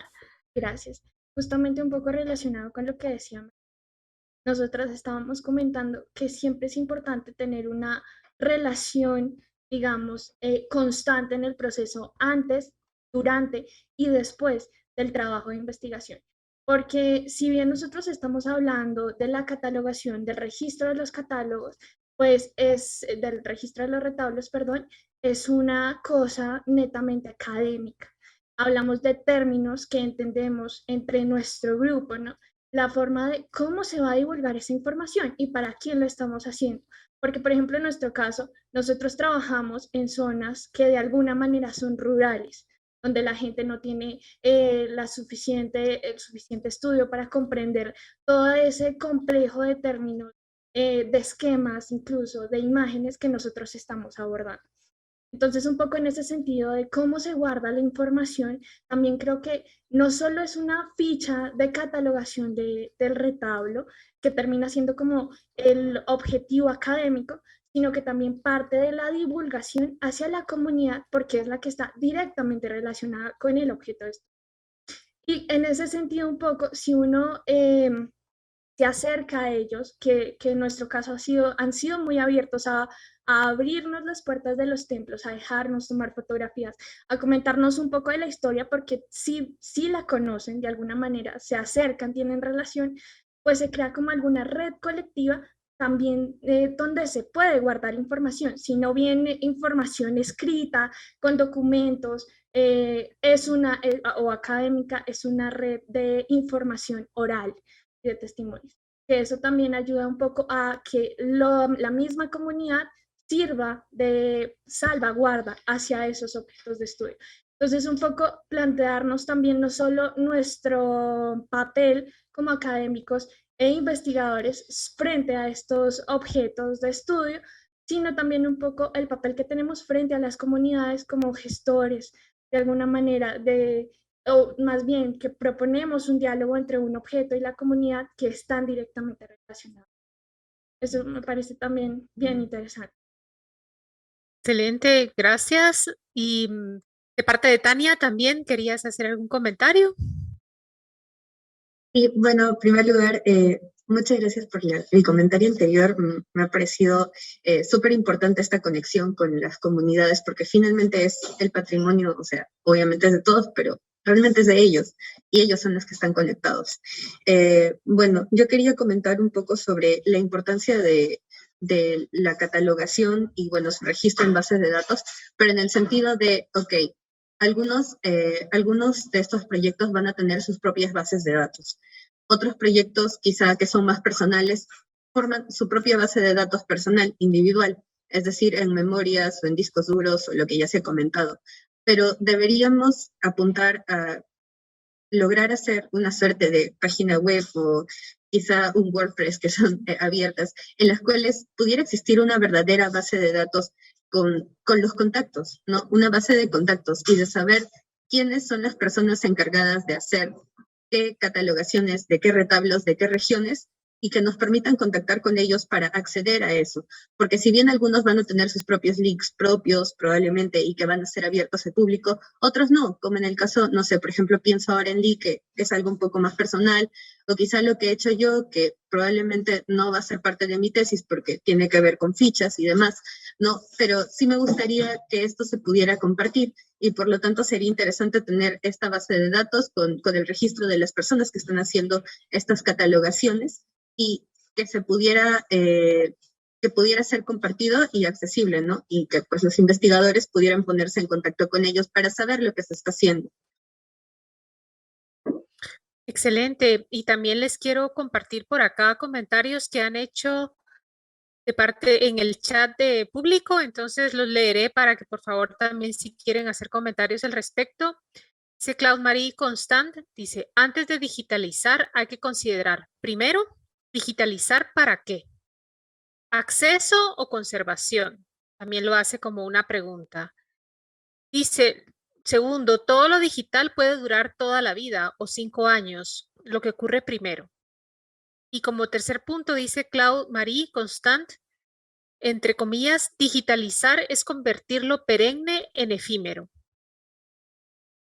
Luego hay otro comentario en el chat público que dice, los retablos están dentro de un inmueble. El que cataloga el inmueble tal vez no le interesa el retablo. Los retablos contienen cuadros. Y luego también dice acá, ¿verdad? Tal vez el que cataloga las pinturas no está interesado en catalogar el retablo. Muy bien, Mercedes. Bueno, contestando principalmente a la última pregunta de quien está catalogando le interesa catalogar el retablo y no el inmueble, entonces no es una persona capacitada para llevar a cabo el catálogo o el registro. O sea, realmente tú no ves el pedacito de yo vengo y registro mi cuadro y si se está cayendo el retablo, pues que se caiga, o viceversa. No vas a decir, yo intervengo el retablo y si el inmueble se está cayendo, tiene goteras, tiene broncas estructurales, no le hago caso. Entonces, y eso era parte también que nosotras dejamos como muy puntual en nuestra presentación, fue eso, que la persona que vaya a realizar desde un registro, desde una descripción hasta una catalogación, debe de tener una capacitación mínima. No es llegar y decir, ok, vengan y pongámonos a dibujar. No, es ¿para qué vas a dibujar? Es ¿para qué voy a tomar la fotografía? Regresar otra vez al principio de las preguntas. ¿Qué quiero saber? ¿En qué voy a gastar el recurso humano, financiero, material, con respecto a toda la información que va a salir? Porque es muchísima la información que puede salir de un registro, hacia dónde la voy a canalizar. Y de ahí me parece importante también la serie de preguntas y esta última que arrojaba Fanny, de bueno, ¿y dónde va a quedar esa información? ¿Para qué va a ser esa información? ¿Por qué es eso? O sea, inclusive, y no por maximizar ni minimizar un bien, el que tú puedas registrar una pintura, una escultura de pequeño formato, es que te puede dar para muchísima información. Eso por una parte. Por la otra, o sea, yo sí me gustaría como poner sobre la mesa el hecho de que no es nuevo el tema de la catalogación y el registro. Hay muchísimos países que van a la vanguardia y que tienen una experiencia, y no por ser país primermundista, ¿sí? Y me estoy refiriendo justamente a latitudes europeas, particularmente en España, donde tienen mucha experiencia en la catalogación de retablos e inclusive la forma en que están diversificando la información a partir de un proyecto determinado tiene varias líneas de salida. Entonces, en este sentido, yo creo que también sería importante, vaya, el día de ayer en esta introducción, digamos, al coloquio que estamos aquí todos presentes, presentaban obviamente esta cuestión historiográfica que se ha tenido con relación al estudio de retablos en regiones particulares. Pero yo creo que sí tenemos que empezar a voltear también un poco más hacia los países o las latitudes que tienen experiencia de años llevando a cabo estos registros, estas catalogaciones, para ver esas metodologías y cómo lo están llevando a cabo y cómo lo han resuelto. Y en ese sentido, abonando a lo que Tania decía, pues evidentemente va a ser importante, hablando ya de esta comunicación tan pronta que podemos tener, el tener, además de la base de datos de los retablos, tener esta base de datos de investigadores y gente que le interesa el tema de los retablos, justamente para este intercambio de experiencias que me parece fundamental. Yo creo que es un momento en el que no es nuevo el tema de retablos.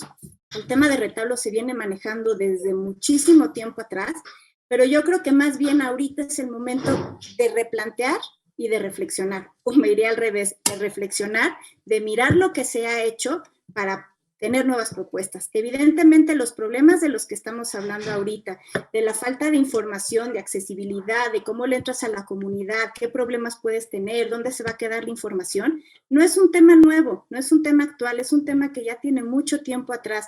Sin embargo, creo que es momento justamente de sentarnos a dialogar, a platicar, a intercambiar estas experiencias de éxito y fracaso para ver qué sigue, ¿sí?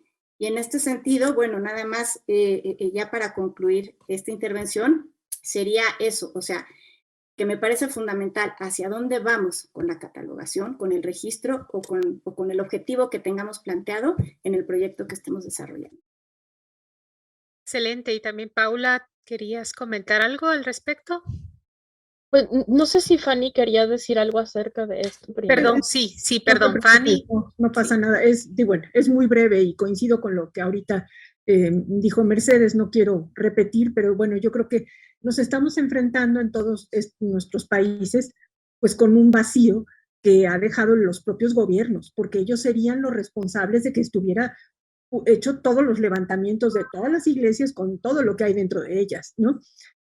Entonces, si existiera eso, si esa labor que les corresponde, ¿no? O sea, que le corresponde al gobierno como el que tiene que salvaguardar el patrimonio de las naciones, si eso estuviera hecho, pues estaríamos hablando de otro nivel, ¿no? Pero bueno, eso no ocurre, ni ocurrirá en mucho tiempo por las condiciones en las que estamos, y entonces pues tenemos que seguir discutiendo todos estos temas. Yo nada más lo dejaría ahí ahorita para darle paso a Paula. Gracias. Yo, de hecho, quería, recordando la intervención, bueno, la apertura de ayer, decir que también la conservación es una cosa que va atraviesa múltiples intereses, ¿no? Ahorita pareciera que todos estamos de acuerdo en que los principales usuarios de los retablos quieren que se conserven, pero también nos enfrentamos, por lo menos en algunos lugares de México, con gente que ya no quiere conservar los retablos en sus pueblos, ¿no? Con gente que ya no les importa nada porque se ha perdido por completo la relación con esas imágenes religiosas. Y de pronto no, o sea, de hecho, pues mejor para ellos, ¿no? Para ciertas creencias religiosas o para ciertas cuestiones políticas les interesa más bien ocupar un espacio porque esas iglesias están vacías, ¿no? Y ahí me parece que también tenemos que incidir un poco, y sería a lo mejor tema interesantísimo de alguna ponencia o de algún coloquio propio o de alguna mesa, pero pues es que mientras hay comunidades que quieren su conservación y que entonces pueden en determinado momento o tener miedo de que se cataloga o al contrario, querer que se catalogue y que se estudie, también vamos a encontrar que de pronto estos mismos espacios están perdiendo sus significados primarios y se está vaciando este continente simbólico y por supuesto no hay un interés tampoco académico, ¿no? Entonces, el cómo se cruzan estos elementos me parece que también hay que tomar en cuenta. Gracias. Excelente, muy bien. Y en esa misma línea, Diana y Andrés también querían comentar. Sí, solo algo muy breve y resaltar lo que han planteado Tania, Paula y también Valentina y Natalia, ¿no? De acercar esta información al usuario, a la gente, pues que es casi propietaria de estos retablos, de estos bienes, que viven y tienen una relación pues estrecha, diaria y también este vínculo, ¿no? Y que al final son los responsables de su mantenimiento. Entonces, pensar también, conocer para poder conservar, y también pensar en la conservación preventiva antes de plantear estas medidas, antes de enfrentarnos a una restauración más profunda, ¿no? Desde nuestro lado hemos apostado un poquito por esto, y si bien lo que nos pide el proyecto es un manual de conservación preventiva, ¿no? Más académico, como más profundo, hemos visto de también incluir uno que pueda llegar a comunidades donde muchas veces se habla solamente quechua, y de manera muy gráfica empezar de cosas muy simples, ¿no? Como dónde colocar las velas, a qué distancia los floreros, empezar por cosas así muy pequeñitas que puedan garantizar el mantenimiento de estos bienes, porque ya hemos tenido experiencias muy, muy feas en Cusco. Seguro recordarán del famoso retablo o el templo de San Sebastián de Cusco, de la parroquia de San Sebastián, que el año 2016 se quemó casi por completo, ¿no? Y se perdió obras importantísimas. Entonces, pues sí, y enfrentarnos un poquito a esto para prevenir. Bien, nada más. Gracias. Excelente, muy bien. Muchísimas gracias. Entonces, pues me informan que no tenemos, bueno, solo hay comentarios de felicitaciones y buenos comentarios de parte de los participantes también. No sé si en estos pocos minutos que tenemos, ya vamos casi cerrando, si gustarían plantear otros temas, además de los que ya se habían comentado de las 3 preguntas iniciales. Se podría hablar... Ana. Perdón, Ana, no observé. Ana, perdona, adelante. Gracias, Fanny. No, solamente adelante, Ana. La lectura y escucharlos en las ponencias que y también la reflexión, el comentario que hizo Fanny al principio, que realmente muy certero, creo que realmente nos relacionó todas las presentaciones y marcó los puntos más importantes. A mí me quedó algo que apareció ahí hablando de catálogos de Mercedes y de Paula, sobre el catálogo y la parte de interpretación, ¿no? Como darle también al catálogo esa temporalidad, ¿no? Digamos que puede cambiar el catálogo. Y después otra de las cosas que habló Lee, que es el tema de la circulación de imágenes, ¿no? Que uno se encuentra habitualmente cuando visita estos templos, ¿no? Sobre todo, bueno, en los que trabajamos nosotros, que se pone de moda algún santo, alguna virgen, y desaparece del retablo y aparece otro, ¿no? Entonces también esto es muy importante.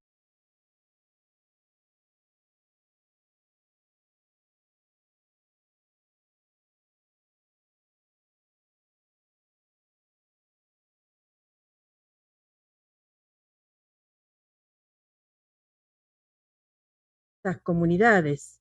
Y el tema de reactualizar esos catálogos, ¿no? Porque esto de que cambian las imágenes, que circulan las imágenes, que cambian, que aparece nuevo retablo, cambia, entonces la devoción, que un poco en la documentación uno ve que era, no sé, para San Pedro, y de golpe tiene quizás toda una iconografía para San Pedro, ¿no? Símbolos de San Pedro, y de golpe aparece la Virgen del Rosario, o bueno, acá se puso muy de moda ahora Santa Marta, por ejemplo, entonces aparece por todos los templos Santa Marta, y entonces me parece que también los catálogos tienen esta cosa temporal, ¿no? Que también es interesante, y de interpretar, ¿no? Porque de esta multidisciplinaridad de la que hablamos, cada uno también tiene una mirada a eso que también creo que se rescatan en todas las ponencias, que es la unidad, ¿no? La unidad de ver, de cómo vemos, cómo nos acercamos desde cada disciplina, y también las comunidades, ¿no? Cómo se acercan a estos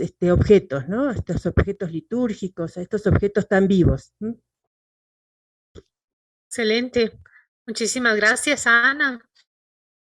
Pues les compartía también que de parte del chat del público, pues han existido buenos comentarios, no hay ninguna pregunta hasta el momento. Entonces, pues yo le daría la palabra a Fanny, si les parece bien, si no hay otro comentario, para las palabras del cierre.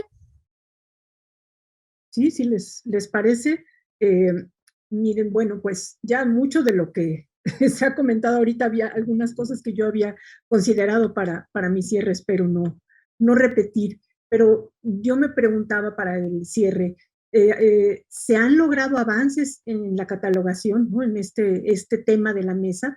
Y bueno, yo me contesto, y más ahora después de haberlos escuchado, yo considero que sí, que desde luego que sí, que hay avances, que hay iniciativas muy novedosas que están logrando captar recursos, aún en estos tiempos difíciles con presupuestos tan castigados.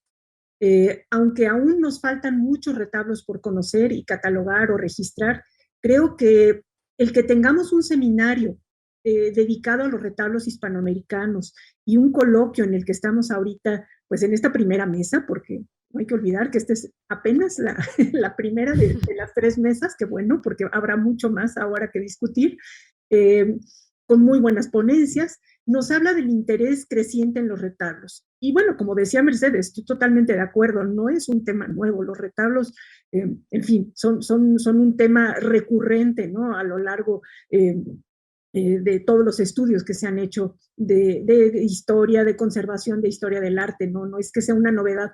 Sin embargo, creo que sí hay ahorita una atención particular en los retablos, y eso habla también de que, aunque se habían abordado en otros momentos, yo creo que la óptica con la que los estamos conociendo ahora, eso sí es novedoso, ¿no? Y bueno, pues yo me congratulo de que sea así, porque bueno, pues me gustan y me interesan mucho, lo que significa también pues avances.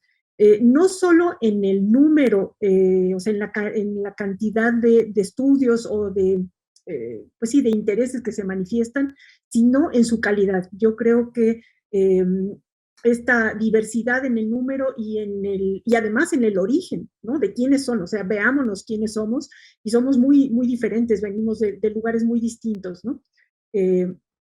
Y bueno, todo esto la verdad no puedo más que compartirles que me emociona mucho. Yo quiero retomar algo que mencionaron Andrés y Diana en su ponencia, que mencionaron la Carta de los Retablos de 2002 de Cartagena de Indias. Eso fue en marzo de 2002. Y yo quiero traer a colación el documento de retablos de 2002, de mayo de ese mismo año, que se elaboró en Sevilla, en el evento que hubo en Sevilla del libro que supongo que conocen, ¿no? Que publicó el Getty en español y en inglés, con diferentes ponencias. En ambos documentos están orientados a la conservación y restauración de retablos. O sea, ahí muchos de los que nos reunimos éramos restauradores. No sé, en Cartagena creo que había también, porque quienes llevaron el evento fueron otra vez restauradores. Sin embargo, en estos documentos se marcan principios fundamentales aplicables a todas las disciplinas que tienen interés en los retablos, que están vinculadas con su estudio. Me parecen documentos complementarios entre ellos, muy valiosos, pues en ellos se sintetizan muchas de las guías que se están siguiendo en los trabajos que ahora se presentaron. Eso también me parece un gran avance, porque aunque ya se van a cumplir 20 años, ¿no? El próximo año van a ser 20 años de su elaboración, siguen siendo vigentes, y en ellos participaron personas con una amplia experiencia en la conservación y en la investigación sobre retablos. Yo los invito a que conozcan estos documentos si es que no han tenido oportunidad de leerlos y de discutirlos. Pero creo que está quedando claro que hace falta volver a la discusión. Digamos que están esos documentos a los que hago referencia, pero estamos en un momento ahora, y bueno, es mi percepción, de hacer una revisión de esto, ¿no? Y tal vez estemos en un momento de elaborar ahora unos documentos con las preocupaciones que tenemos hoy en día, ¿no? Que es en parte esto que estábamos platicando el día de hoy, ¿no? Y el que se hubiera escogido para el coloquio el tema de la catalogación, yo creo que es una preocupación, y todos los temas colaterales que salieron ahorita en el día de hoy, ¿no? Y que podríamos tal vez lograr en otro evento, porque pues no es el objetivo de lograr elaborar por ejemplo, esa ficha de la que hablábamos hace un rato, ¿no? ¿Cuál es esa ficha básica, ¿no? ¿Cuáles son esos términos? Ponernos de acuerdo en los términos, ¿no? O sea, eso sería, creo que, un gran logro, ¿no? Es algo que creo que pues, nos está inquietando y que podría ser tal vez un avance también importante en el estudio y conocimiento de los retablos. Desde luego, bueno, pues hace falta incidir, como se dijo ahorita, en las políticas para el registro y resguardo del patrimonio. Eso es una preocupación también, porque todos los esfuerzos de las universidades y de los investigadores pues nunca van a lograr abarcar todo, y pues sí hay una preocupación. Ayer se decía, ¿no? Lo comentaba Clara Bargelini, ¿no? Que a final de cuentas nuestra preocupación tiene que ser por la conservación, porque si no se conserva, pues no tenemos que estudiar, ¿no? Si no hay retablos, si no hay pinturas, si no hay edificios, pues ya de qué vamos a hablar, ¿no? Y aunque tengamos todos estos registros, que también es otro tema, ¿no? Tienen dudosa tiempo de vida, pues necesitamos pues tener políticas más claras y poder incidir, ¿no? en esas políticas públicas para que sí se registre todo lo que existe. En fin, pues esto es algo de lo que me parecía importante, ¿no? Recuperar ahorita para este cierre, y pues yo les doy las gracias. Para mí ha sido muy enriquecedor. Me da muchísimo gusto que me haya tocado ser la comentarista de esta mesa, y bueno, pues gracias. Brenda, no sé si tú quieras decir algo más. Nada más que también darle las gracias a todos por haber participado en esta mesa. Se han hablado de temas muy interesantes, pues ya de habernos conocido y de tener esa visión regional ayuda muchísimo, entonces les agradecemos. Quería mencionar a todos los que participaron acá: Mercedes, a Valentina, a Ana, a Natalia, que creo que en algún momento nos confundíamos entre Natalia y Valentina, perdón por ese error, pero gracias Valentina, Ana, Natalia también, a Diana, a Andrés, a Tania, a Lee, a Francisca y a Paula por su participación, y también a todos los que han estado participando en el canal de YouTube. Gracias también por su atención y nos vemos en la próxima mesa. Que tengan una feliz tarde. La próxima mesa, nada más recordando, es el próximo viernes, también a las 3 de la tarde. A las 3 de la tarde. Que tengan una feliz tarde a todos. Gracias. Muchas gracias. Muchas gracias a todos. Gracias. Gracias, hasta luego.